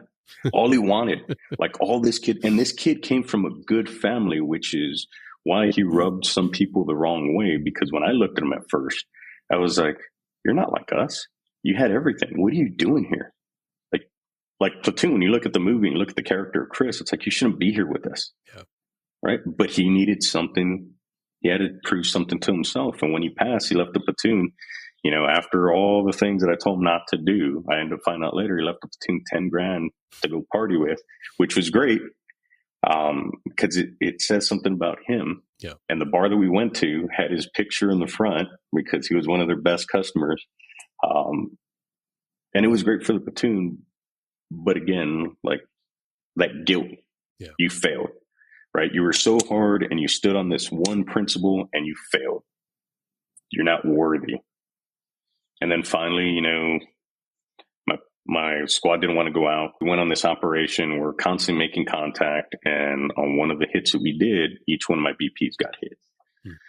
And so I'm just getting these kids to come out, right? I'm just getting these kids to come out and do their mission. And I'm going to the BPs and like a good leader, I'm not the one leading, the charge to get some, because it's not my job anymore. I will shoot and I will attack if I need to, but it's not my job to do so, because I have to instill in these kids that they can run their items and I direct it, because that's how you win fights in the infantry squad formation. If I'm constantly leading, then the Fallout 1 drill fails, and then they have to learn through fear, which is the way I learned, which is something that I knew better than to do. And so BP1 takes hits, sit there with my gun team leader. I'm right there. So like a father, the moment they get hit, they look up. There's Sergeant Rocha. I'm like, you got it. Where your sector's at. Give them some encouragement. They start doing what they need to do. I'm like, I love you. That's fucking awesome. Because there I was getting close to opening up and being who I was. Through a lot of trials and tribulation, right? Go to the next BP. Same thing. Then finally, I look over and one of my BPs gets hit by an RPG team. In that second, I was like, I just lost 5 dudes, right? My 3-man gun team and the 2 attachments that I had with them, and my heart sank. I was like, I barely made it through Shea, right? I almost, went crazy on the ground. And I was so upset and scared when he passed. And I was like, that's it. I'm done. I was like, I might as well just run in there and just get taken out. And then I'll just be a great memory and nobody will ever know the failure that I am. Every day that they look at me, they'll look at a Ranger who died for his country. And for the rest of existence, I'll be remembered as a great guy because I'm a piece of shit. I remember thinking that. I go running over there. Luckily enough, one of my guys, and like every good Ranger private, was looking at the action to figure out what was going on, either through fear or wanting to get in the game. But I remember him telling me after this, he was like, I was doing that, and then I heard your voice scream so loud in my head that where your eyes go is where your weapon goes, and if your eyes aren't facing where your weapon's facing, you're not pulling security. And I remember you screaming that to me at the shoot house. I remember you screaming that to everybody every time we did training. And he goes, I heard that. And as I heard, I looked, and sure enough, there was that RPG team, and he winged the RPG gunner that caused that rocket propelled grenade to miss the BP by, I think, at least 5 feet, which concussed them instead of killing them. Yeah. And so we had them pinned up in the building. And I would tell you, my 8 deployments, I fired my weapon twice. As hellacious as it got, I didn't need to, because I wasn't in a direct position where I needed to. All the targets that we hit, lucky there wasn't direct threats. And if there was, by the time I would get into the room, because I was more of a senior leader back then, I wasn't the guy that was like, everybody stay here, I'm going to run in. Yeah, not your job. Not my job. And as much as ego wants to kick in right now, and the old me would be telling you all sorts of war stories, there's a reason why I'm only telling certain ones. It's because I want to strip myself down to show that hey, look, it wasn't about that. It's about leading and teaching them how to survive. I didn't know what I was doing at the time, but I figured it out later in life that I was working through myself and my issues and trying to impart survival into these kids. Yes, exactly. Because nobody did it for us. Exactly. Nobody did it for us. And the way that you knew how to love someone was exactly how you went about training these guys. Yeah. That's how you knew to show them love. They may not have to understand that, but you were finally expressing love in the greatest and grandest way possible. Correct. And so in the back end of my career, when people ask me about leadership, people will say leadership is contagious. Absolutely agree. People will say leadership is a science.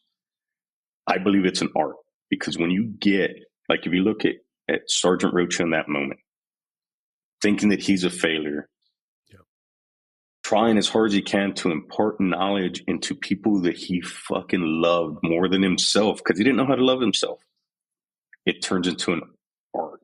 Because that passion, that emotion in there, you can feel it. If I can, during any of my psychedelic trips, if I can go sit in that moment, I think I would feel the most love ever, because that's what I was trying to impart and to help them survive in the only way I knew how. Just like I think that my dad was doing that, because he didn't have the vocabulary. He didn't have the vulnerability to sit down and say, you know what, son, I grew up hard. And because I grew up hard, I'm afraid for you. Yeah. And because I'm afraid for you, I'm going to put you through different tasks and tests so that you never get taken advantage of. Because when I was, you name the age, I was taken advantage of. And that pain left me in a way that I could never recover from. I didn't have the ability to do that. But I was doing it in my own way. Long story short is we capture, or we pin those dudes down, chucked a grenade in there, eliminated all three, walked away from that deal. And then I hung that RPG tube in our hooch, and my guys were brand new again. They were back to it, hung his uniform down there. They were there. And I redeemed myself. I became my own redeemer, which stuck with me, because you hear it all the time nowadays is you have to be an active participant in your own rescue. Yes. Nobody's coming to save you. Right. And for those who don't understand, when we say that, it doesn't mean that you give up on society. Right. It doesn't mean you give up on your support group. What it means is if you're not driving to save yourself, to heal yourself, nobody's going to call you one day and be like, hey, I want to heal you. You need to do A, B, C, and D, and your life will be good. And I'm going to carry you every step of the way. Exactly. The reason why guys like you, guys like me, anybody in the community were as good as they were is they were able to call upon something inside themselves to be an active participant in their own rescue and whatever endeavor they're going through, whether it's the Q course, whether it's selection, whether it's a combat operation, to say, no, brain. I know you want to survive and I know you're terrified. I'm going to push through because nobody's going to do it for me. And then everybody else, like they said in World War II, the feel of the cloth, like the Germans used to say, you see somebody and it's contagious and you start working together. Yeah. Because again, I'll say it for everybody listening.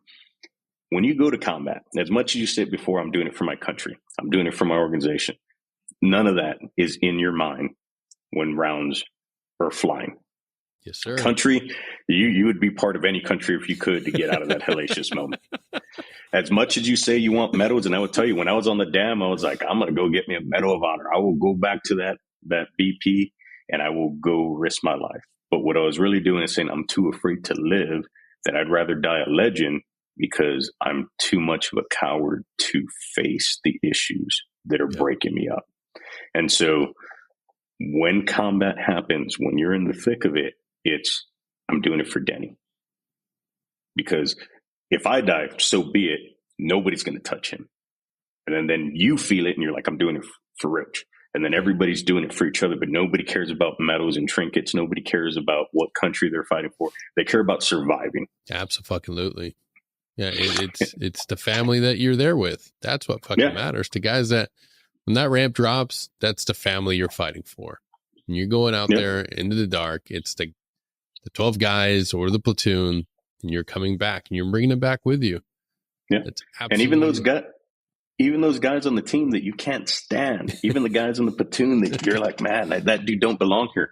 The moment it starts going, you're like, I love you. Yeah. You don't say it because you can't say it, right? Or you could, but you just don't have the vocabulary. But you're there and you're like, I will climb these mountains and I will die in this snow to ensure that you make it home. I will do anything and everything. I will sell the rest of my existence to ensure you survive. And that's what makes us who we are. And so once you go through that trauma, what I started finding out after that is I finished that deployment. I came back home and at that point I was burned out. Like before combat, I'd be like this at a deployment, straight, no issues. I can see the most hellacious things, families being separated from their fathers, just because somebody had plaques like I do hanging back there. When we're in Iraq, we'd hit a target, dude get taken from his family, dudes losing limbs, dudes dying. It just didn't faze me anymore. And I realized that I was burnt out because I got sent home early, like a week before my guns, because my house got broken into on my last deployment. And I brought back that RPG tube because it meant so much to my guys. And I remember when I brought it back, they were like, hey, do you need to turn it in? I was like, fuck them. What are they going to do? Fire me? I was like, I'm Christopher motherfucking Rocha, right? That's when I realized I had an issue because I stopped believing in the principles that I learned and I started thinking that standards didn't apply to me. I became bigger than the organization. And that's when I knew that I had a problem because, again, you've seen those people that are on the edge that they don't care. Yep. And then they start becoming dangerous. That risky behavior. Correct. And that, just like leadership, is contagious. And so come back from that deployment. I didn't try to hide it. I came back with 2 Afghani rugs, and you know how expensive those are. I hid those at the bottom of my weapons pallet, but I put it right on top because, again, I'm Christopher motherfucking Rocha. I've done so much for this organization. Nobody will even think twice about questioning me. Found it before we left the country. Commander held me accountable for it, rightfully so. And then I was made to be held accountable. Luckily, through everything that I did, I wasn't punished as severe as I could have, but I was. And it takes me a lot to say this because before I couldn't ever say it because, again, there was agreements made for me to leave and come back. But at the end of the day, I was released from the 75th Ranger Regiment, from Bravo Company 3rd Ranger Battalion for standards because nobody is above standards. Yes. And I learned really quick that I was without a home. But more importantly, I didn't realize it until now that it was because of my own actions. But back then, I was turned away by the only thing that I loved. It's one of the hardest things that I have been able to come to understand from the friends that I have that served within Ranger Regiment. Being sent away is one of the hardest things, and especially when you get those orders and it's, Fort Hood, Fort Bliss. Holy shit. It's life ending. It's worse than your wife leaving you. It's worse than your parents abandoning you. And mind you, my parents abandoned me, right? For whatever lesson they were teaching me, my bags were out on the street, right? I've been through 2 divorces, and the second one broke me like nothing else. Getting asked to leave the Ranger Regiment or getting told that you have to go is the hardest thing that I ever been through emotionally, because I tied this armor and this mask that I developed into that personality that revolved around that. The reason why I bring this up and the reason why I'm being so vulnerable and transparent and the reason why I said I was released for standards is for 2 reasons. One, the professional in me is like, nobody's above a standard. Everybody needs to be held accountable. And then everybody needs to know that there's growth and accountability because you can always come back. However, emotionally, you can't, because the way that organization works is once you leave that brown fence, me and you could have been thick as thieves, like play cousins. You won't talk to me anymore. Yep. Because my behavior, my actions, me being away is a cancer. And in order for you to be Superman, to go into that building every day and to close with and destroy the enemy, you cannot have any distractions. We used to have a saying in my platoon that when people leave, my platoon sergeant, my very first platoon sergeant or my second platoon sergeant was very adamant about this. He's like, the moment you leave this gate, and this is why it also hurt me so much, because men that I respected, that I looked at as kind of like father figures, had all the same view through fear, is once you leave that brown fence, they should strip you of your license plates. They should strip you of any connection that you have for the regiment. You're not allowed to talk about it. You shouldn't even be referred to as a Ranger until you make up for it and come back. And so when that happened, man, I was broke. And so unlike the stories, I would have been better served by going to another unit. I should have, ego-wise, and then looking back from the Army perspective, they had a honed soldier who was experienced at combat and seen more combat than 95% of the Army at the time, because as thick as the special operations community was into the global war on terror, I would have benefited the service and the force by going out to a regular infantry unit. However, because they realized that I was broken and because they realized that they couldn't fix me, they said, hey, you're going to go with the former 375 Sergeant Major to the Ranger Training Brigade, stay there for a year and come back. So I went over to RTB, but again, my mind could not recover. Yeah, I could not recover. Nobody talked to me. And it took me until I was 41 to go back to a Ranger event. Like after I left in '06, I didn't go back to the regiment. Like if I went to go see a buddy, but it was like I would sneak in and sneak out right away. You know, people would see me and say, who's this guy with this scroll and like hanging out? 'Cause sometimes in the regiment, you'll see guys leave. And then when they become a platoon sergeant, they want a platoon. All of a sudden you see them around the battalion area, right? They'll leave. When they want to be a first sergeant, you'll see them kind of come around and talk to their buddies.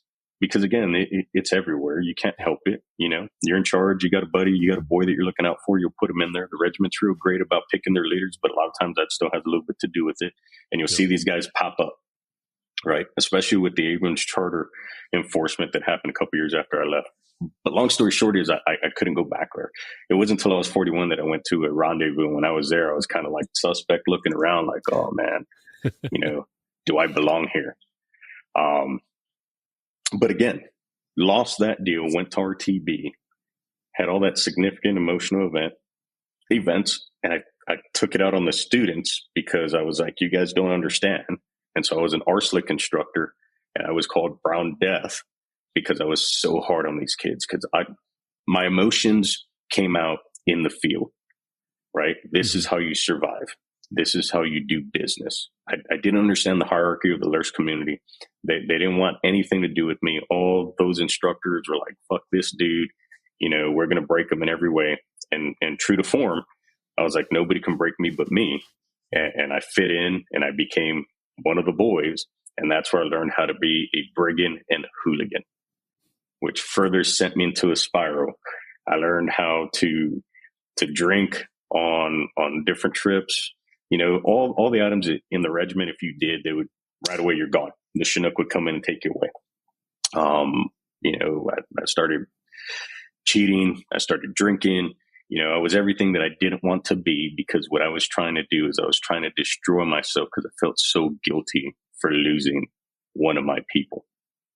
And because I felt that I needed to be punished. Yeah. And at the time, because I had both my children at the time, I didn't have the courage to kill myself. So I was like, I'm going to do everything I can to basically do that or take everything away. So my wife and my kids leave me. So the Army leaves me and then I can just suffer. And so 15 years of talk therapy, taking SSRIs where I couldn't see the color. That's the point that I was at until finally I ended up retiring. Prior to that, I was a company first sergeant in the regular Army with Third ID. I mentioned that because I'd be remiss if I didn't mention that company because that company actually gave me a new lease on life. Aztec Company 128, when I was their first sergeant, I was hard as hell on these kids, but I was doing it because I understood in a more mature way how to show love for those that in the regular Army many leaders don't care about. Yeah. And every day that I used to go to work as a first sergeant, you know, with all my accomplishments, and I was a standard in the picture of what the Army showed in the infantry because I made sure of it. I was an Audie Murphy guy, you know, Ranger Tab, free fall jump master, master parachutist, pathfinder. I wanted to play the part because I was building that armor for my insecurities. And the reason why I mention these, because before we beat through ego, it's to show how insecure I was. So anybody that knows me, that knows all my accomplishments, that's because I was an insecure person. Because I was compensating. Because if I have all these badges and all these accomplishments, then nobody can really understand. But nobody can really understand how broken and fucked up I am. Yeah. This will speak before I have to, because inside I'm a scared child. Yep. And so every day that I go to that company, man, I used to pull over on the side of the road coming in from my apartment, and I would cry my fucking eyes out. I was through two divorces. My second marriage failed. You know, because I wasn't able to do my part because I failed miserably at loving myself because I didn't know how. I thought that another person can fix me. So I sold it wholesale to my second spouse saying it's your responsibility, right? You fix me. And I was broken and I would cry every day, man, going to that job because emotionally it took so much to hold it together. And then because again, you're loving on your soldiers. Knowing that if we go to a deployment, you're going to lose some. And that unit was being put together as an experiment to push forward on how the new army was working. And we're getting ready to go on a deployment. At that time, I knew, you know, the environment was as such that there's no way I can keep a whole company in peace. The only thing I can hope for is to minimize those items because it's going to happen. And all our train-ups that we did, we'd have casualties. And I did my best to train them in a way where we reduced those to the bare minimum amount and produce leaders that could survive. But every day I was marching to that fear that I'm going to lose more because you're a fucking failure, because you're not enough. And so finally, I was in a place where I fell behind my peers, and I was busting my ass to do the right thing. I had the best company in the entire battalion. I was a no-fail guy.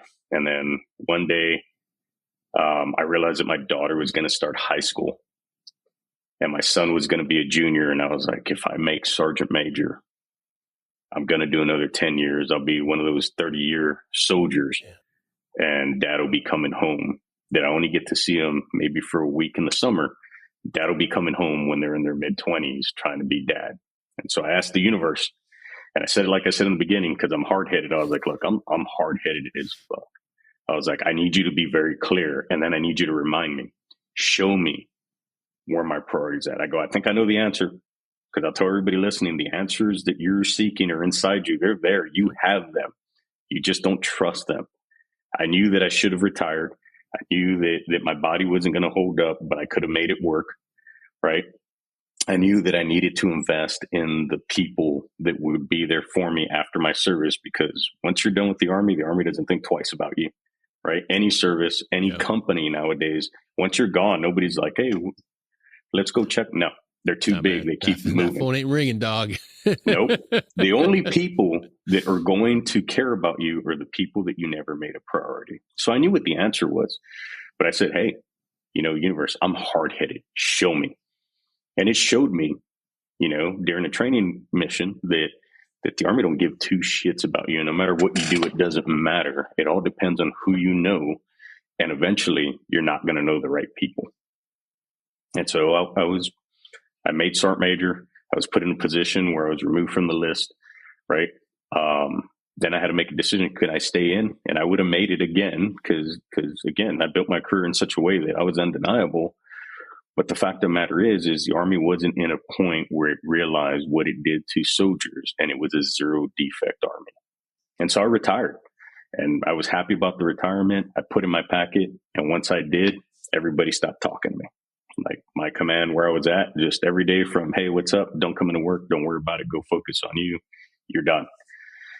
And so I tell you this story because nowadays we have a problem where people get out and we have a high suicide rate. We have people that are coming out and marriages that look great and now they're falling apart. Dudes that are having to go through that trauma of being alone because a lot of guys aren't ready to get out.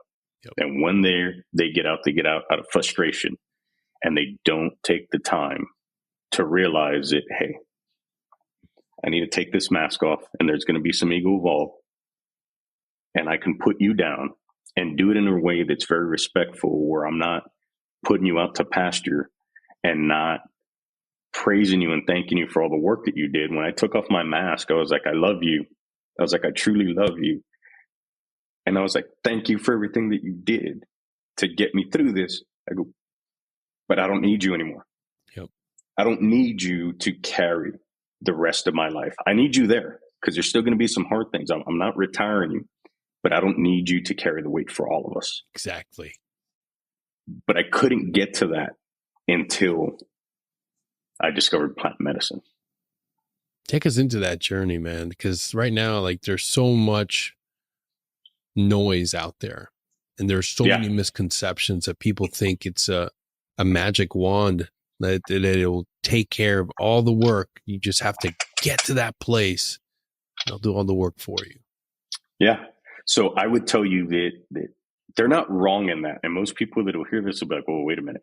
The great thing about the video, that short that I released, to Reconsider, is they kept the portion in there. It's 11 minutes. Nowadays, people won't watch more than 90 seconds, right? But they kept the portion where I said, hey, it's not a magic pill. You will feel everything. I say that the people aren't wrong because, quite honestly, everything you need in psychedelics is there to fix everything that is going on, because it teaches you and it shows you what's inside you.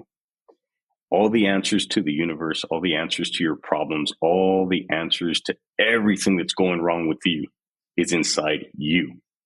And so to a point, psychedelics turns it in where it allows you to get away from your mind only or your heart only and see very clearly what's inside you, depending on the medicine that you're taking and depending on where you're at and if you're ready.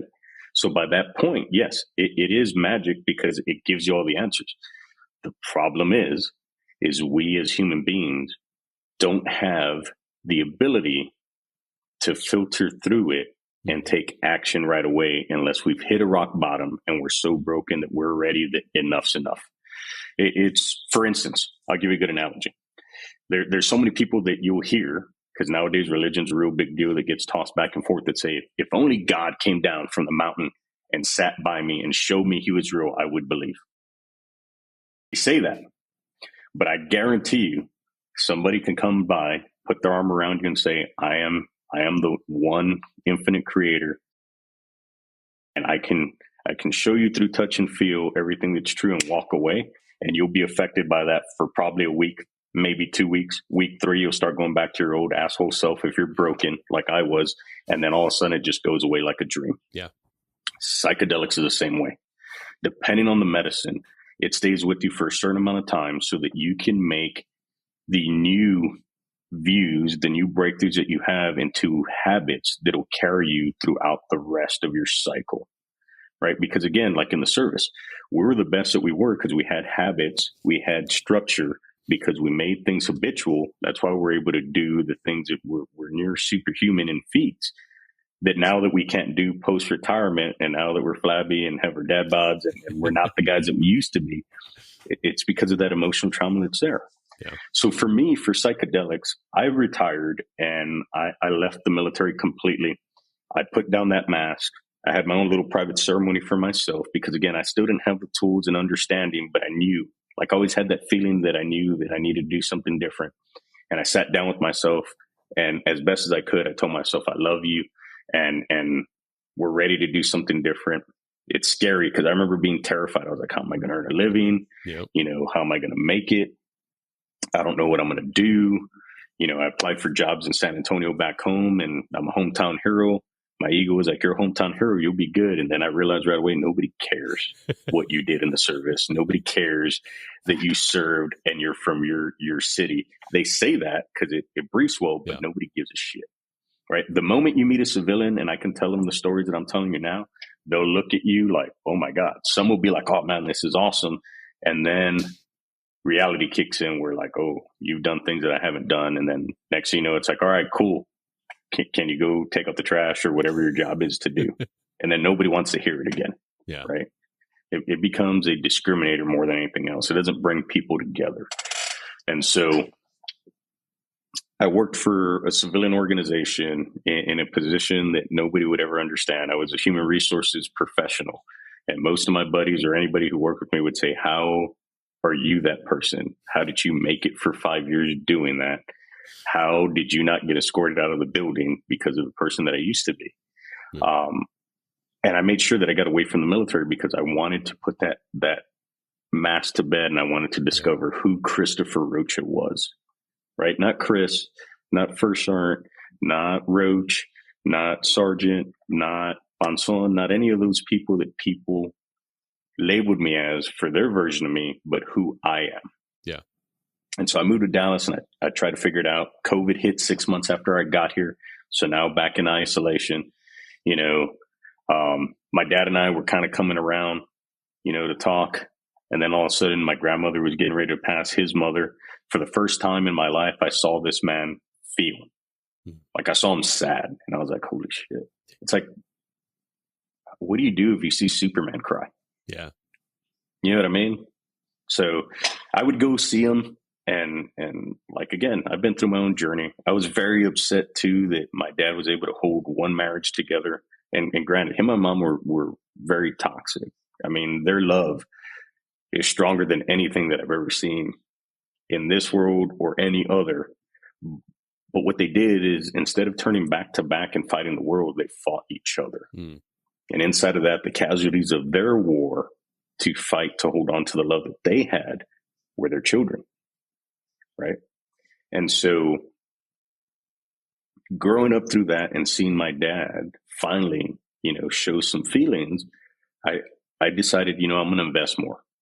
But I wasn't ready to let go of that anger, so I would do it at an arm's distance. I didn't see him as much as I needed to, but I saw him enough where I'd go there that I realized that this isn't the same dad that I have. He was still quick, right? And he was still functional. But I remember going one day and I was like, he's lost a step. Yeah. And I remember like, oh man, like I never thought I'd live to the day that I'd be in my 40s, let alone seeing the old man, where I referred to him as an old man. Like he's on the decline where he's going to be like when you're growing up, your grandfather. Yeah. Nobody's grandfather, unless they had grandkids very young and they had kids very young, is like this big dude that could save the world. That's what your father is, right? Your grandfather is like that older dude that probably used to be that warrior. Yeah. Right. And so my dad was aging out and I was like my world was upside down. I was like, I'm my dad now. He is hitting that point. And so when I'd go talk to him, I'd be like, I don't agree with what you did, but I understand. And when I was talking about my son decided not to go to college. My son is a very smart young man, but wanted to go into the service just like his father. I realized through talk therapy and through my work with psychedelics that I joined the service as a big fuck you to my dad and did what I did to show him that I can do things he couldn't do. And my son wanted to do the same thing, which broke my heart. Then my father passed. I got lucky enough to have a conversation with him where we buried the hatchet and I said, I'm going to invest because I saw how broken up he was about his mom. And I told him, you'll never have to worry about that, Dad. I know me and my sister don't talk. I go, but I will ensure that I take care of you and Mom. All I want to do is invest with you. And if you're willing to do it, let's get to know each other as adults and let's start spending time together. 2 weeks later, he passed. With my son getting ready to join the service and telling me, Dad, I want to go to the Army. Knowing better that I couldn't tell him no because he would do it. Then him deciding to go to the Air Force and dragging his feet for a year to go in because some recruiter was telling him stories about, no, go Air Force Special Operations. But that pipeline doesn't start till a year out. Yeah. And you know what happens with complacency and him laying on the couch and hanging out and then realizing that he's going to do the same thing that I did and relive that same cycle. Yep. Right. Generational trauma in a different way, but the same story. My heart broke and I started having little episodes come out and I was broken because my dad died. And when my dad passed, I went home and I couldn't cry. I couldn't mourn him because the moment I showed up at home, it was like, all right, now you're in charge. What do we do? So luckily I have this Ranger buddy who, every time, Rangers will stay on these sites. The generation before is shitty or generation after is shitty. Nobody's as good as us. It's because they're identifying with that identity and they need that identity to continue to move. And he would see me on these sites and he served with me in 375 and I seemed to be rational enough where I was pushing the great Army message because I'm still a soldier, right? Mm-hmm. I still believe in the Army as an institution, even though I wouldn't allow my son to join.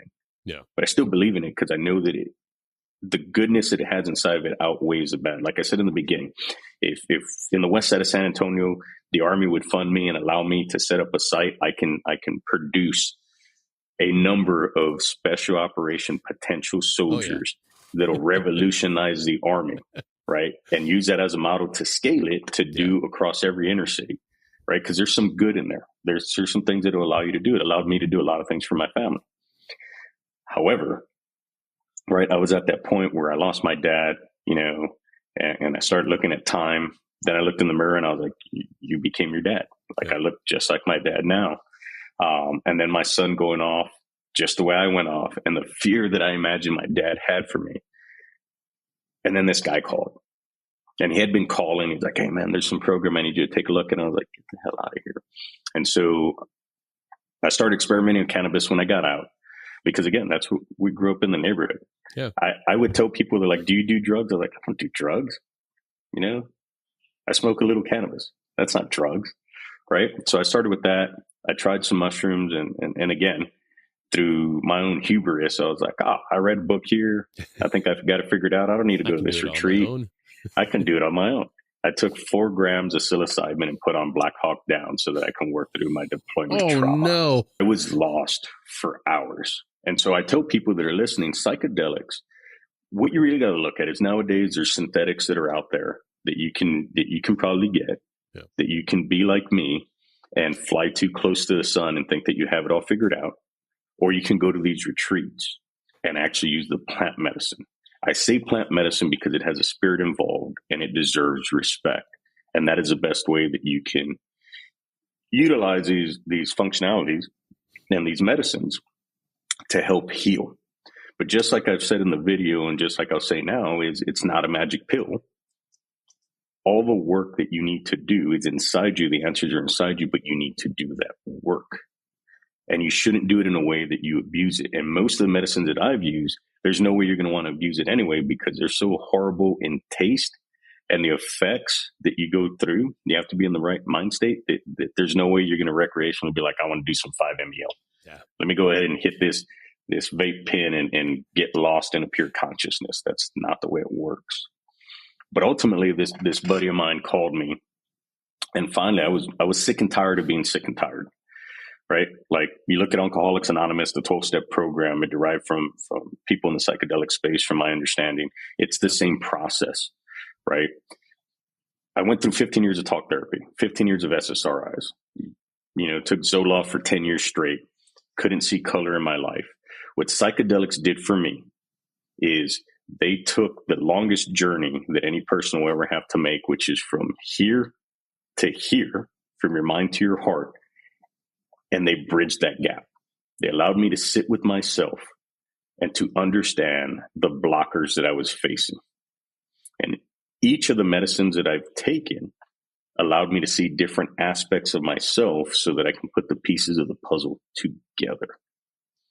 And so my first outing outside of my experimental dabblings with psilocybin, which are great, but I didn't do it in the right setting with the right education, was an Iboga retreat. Not Ibogaine, but Iboga. I went to Bwiti Life, which pays homage to the Bwiti tribe in Gabon, Africa, who are known to have discovered the Iboga tree and the Iboga root. And I went through a retreat for 7 days there. That was my pilgrimage to myself. That's the first time that I invested in myself by putting together the packet through VETS, Organization for Special Operations Soldiers, so that I can get a grant to go there. It was hard for me to take the week off because, again, everything comes before me. That's the mindset and mentality with veterans. Everything's before us. We'll suffer in silence. We'll be angry about it and talk shit, but we'll suffer. So I took that time. I went on that retreat, and the medicine was gentle. It wasn't going to do the work for me. It wasn't going to force me into the work because Iboga is different than some of these other psychedelic plant medicines that are out there. But I was ready, and it helped me understand that I'm the captain of my own ship, that I get to make a choice. And if I want my ego to be in control, I can sublet it out and contract it out to my ego to run my life. I can push everything into my brain and shut off my heart and then contract it out to logic. I can live in my heart and all the perils there and contract everything out to love. It's my choice. And it helped remember a lot of things in my deployment that were blocking me from seeing myself as a human being that deserves love, that is good enough, that isn't a bad person. I've made some mistakes, and that I just need to be accountable for those mistakes and not pretend like they never happened, like most people in religion will do. Oh, I was never that person. You're remembering wrong. No, it made me hold myself accountable so that I can put together the foundation to start setting my life on a path to be the person I wanted to be. And as I said before, is when you do that, it gives you insight, but it's what you do with it afterward. Bingo. And again, one session may not be enough for you to hit all your traumas. Yep. And it shouldn't be something where at first I had said, hey, I'm going to come back. And so the practitioner of this space, I had said it out loud when I was writing my journal. I was like, I'm going to come back every year for my birthday. He pulled me aside. Great dude. And he was like, I don't want to see you here again.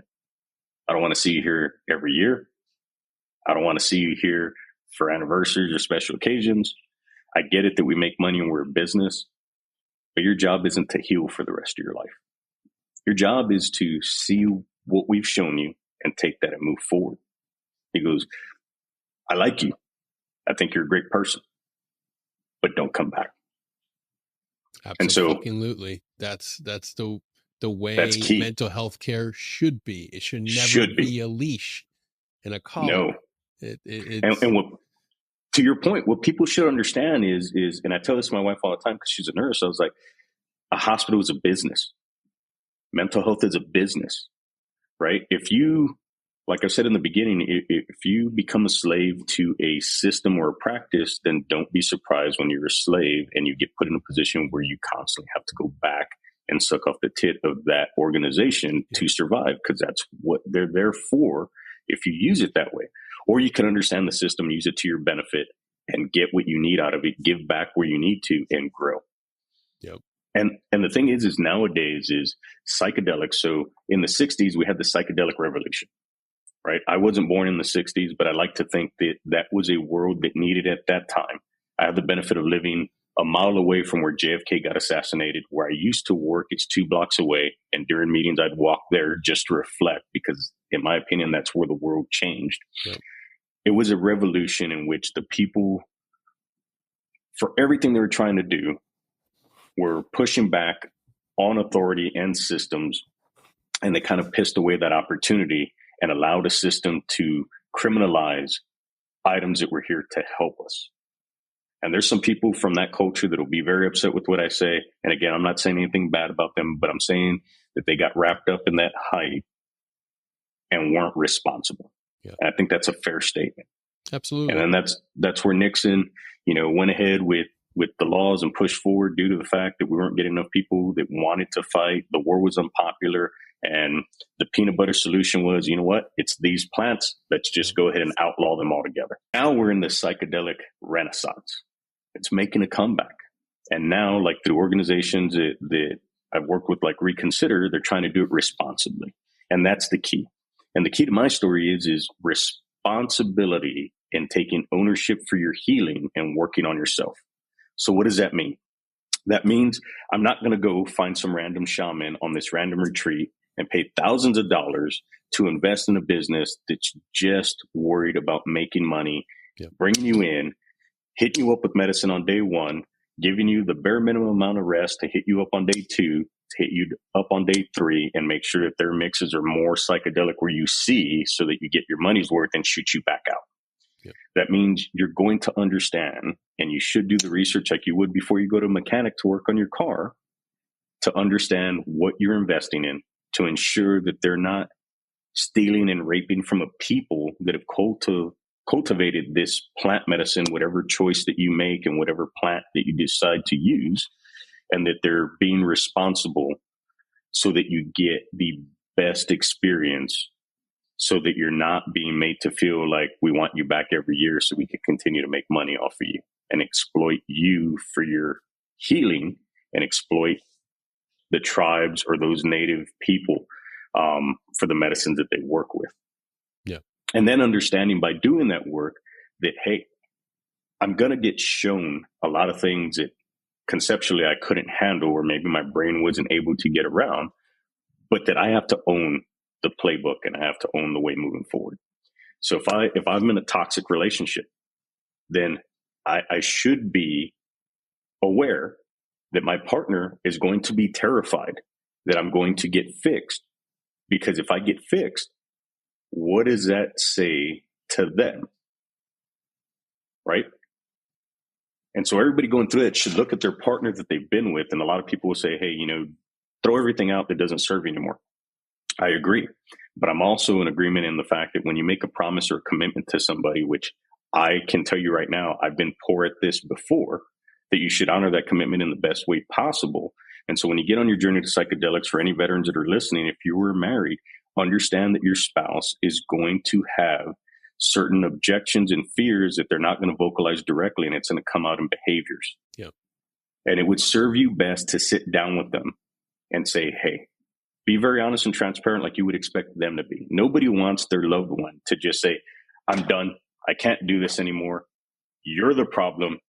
I know that to get clean or to get better or to get better in my life, I need to get away from everything that's pulling me down, you're it, and split.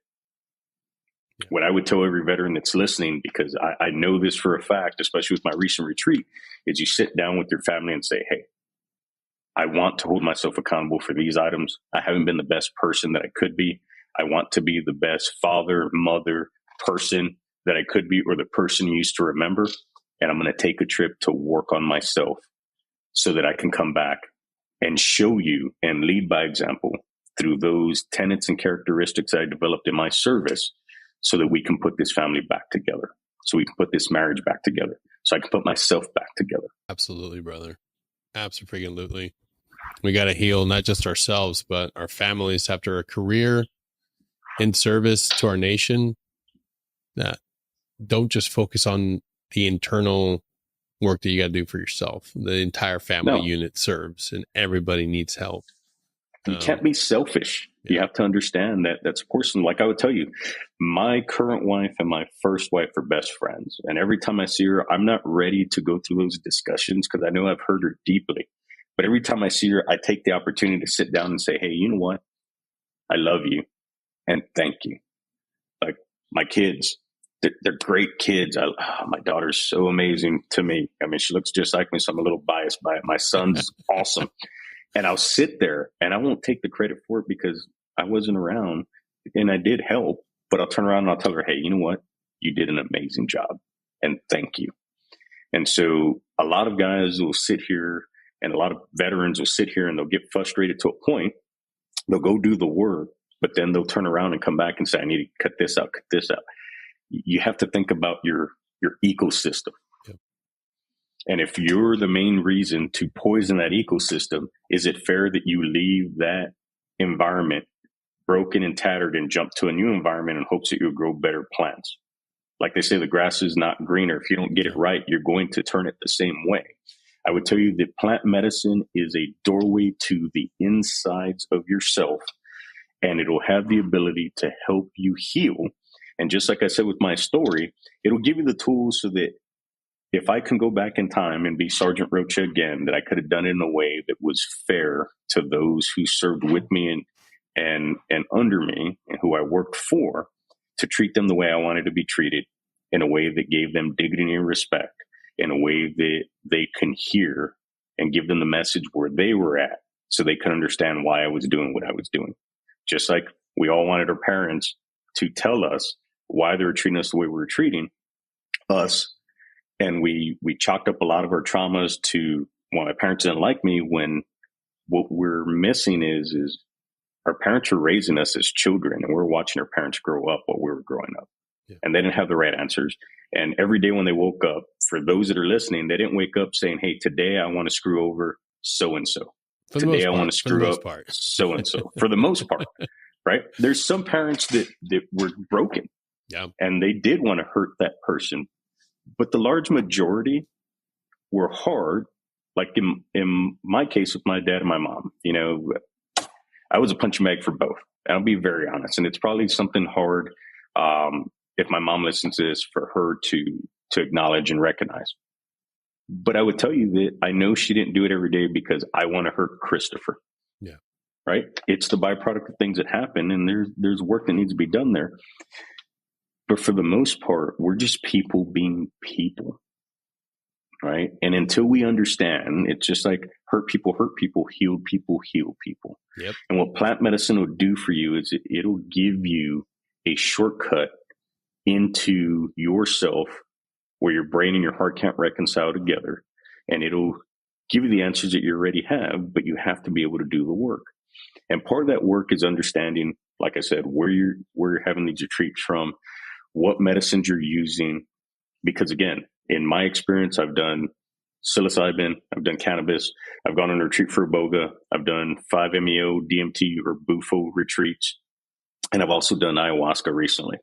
And I would tell you that any one of those items, while they're great, if I would have started with one over the other in the beginning, I don't know how well it would have went for me based on my headspace and where I was at.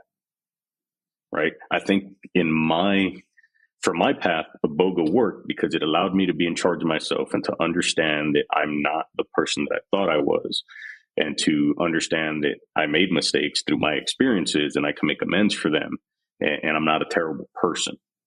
5-MeO helped me dig into the greater consciousness. It was like I'm a drop of water and it threw me back in the ocean. And I knew what it's like to feel that energy that is love, and understand it to be unconditional. And when I thought I was sitting with God, what I was really sitting with is my higher self. And then I started realizing that the brain and the way we perceive items, it can't tell the difference from one or the other. That the experience that I go through was based on that medicine to help me know that if a medicine can do that, then every day I can help to work to rewire my neural pathways. And with the medicines making my brains pliable, it's like snow falling over tracks. I can set the new track.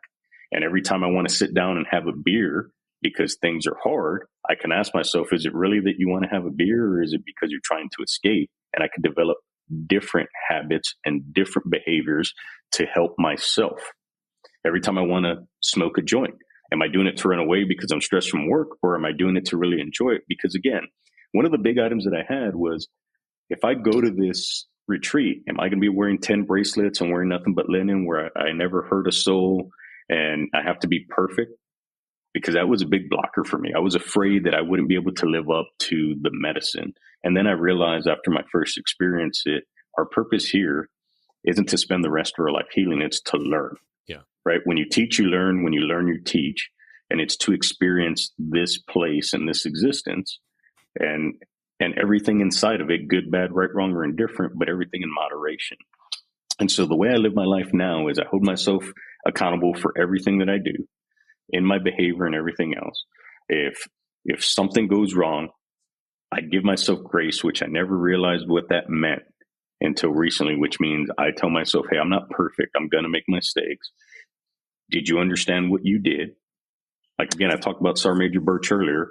We got blown out of a position. We left all our kit in our vehicle back. Instead of yelling at us in the middle of a hellacious, firefight and chastising us and telling us that we're going to be thrown out of the regiment, which is what other leaders in the regiment would have done. He said, hey, did you guys learn something? Yeah, Roger, Sergeant Major, we did. All right, you realize that you left equipment out there that if the enemy advances, now they have that equipment to use against us. Roger that, Sergeant Major.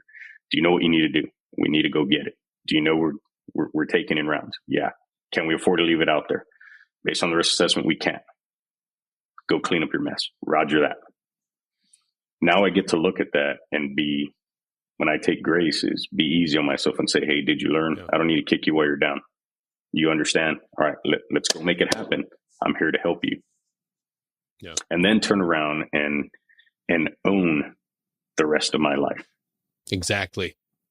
That's the beauty of it, being able to look at the reality that we all have a second chapter.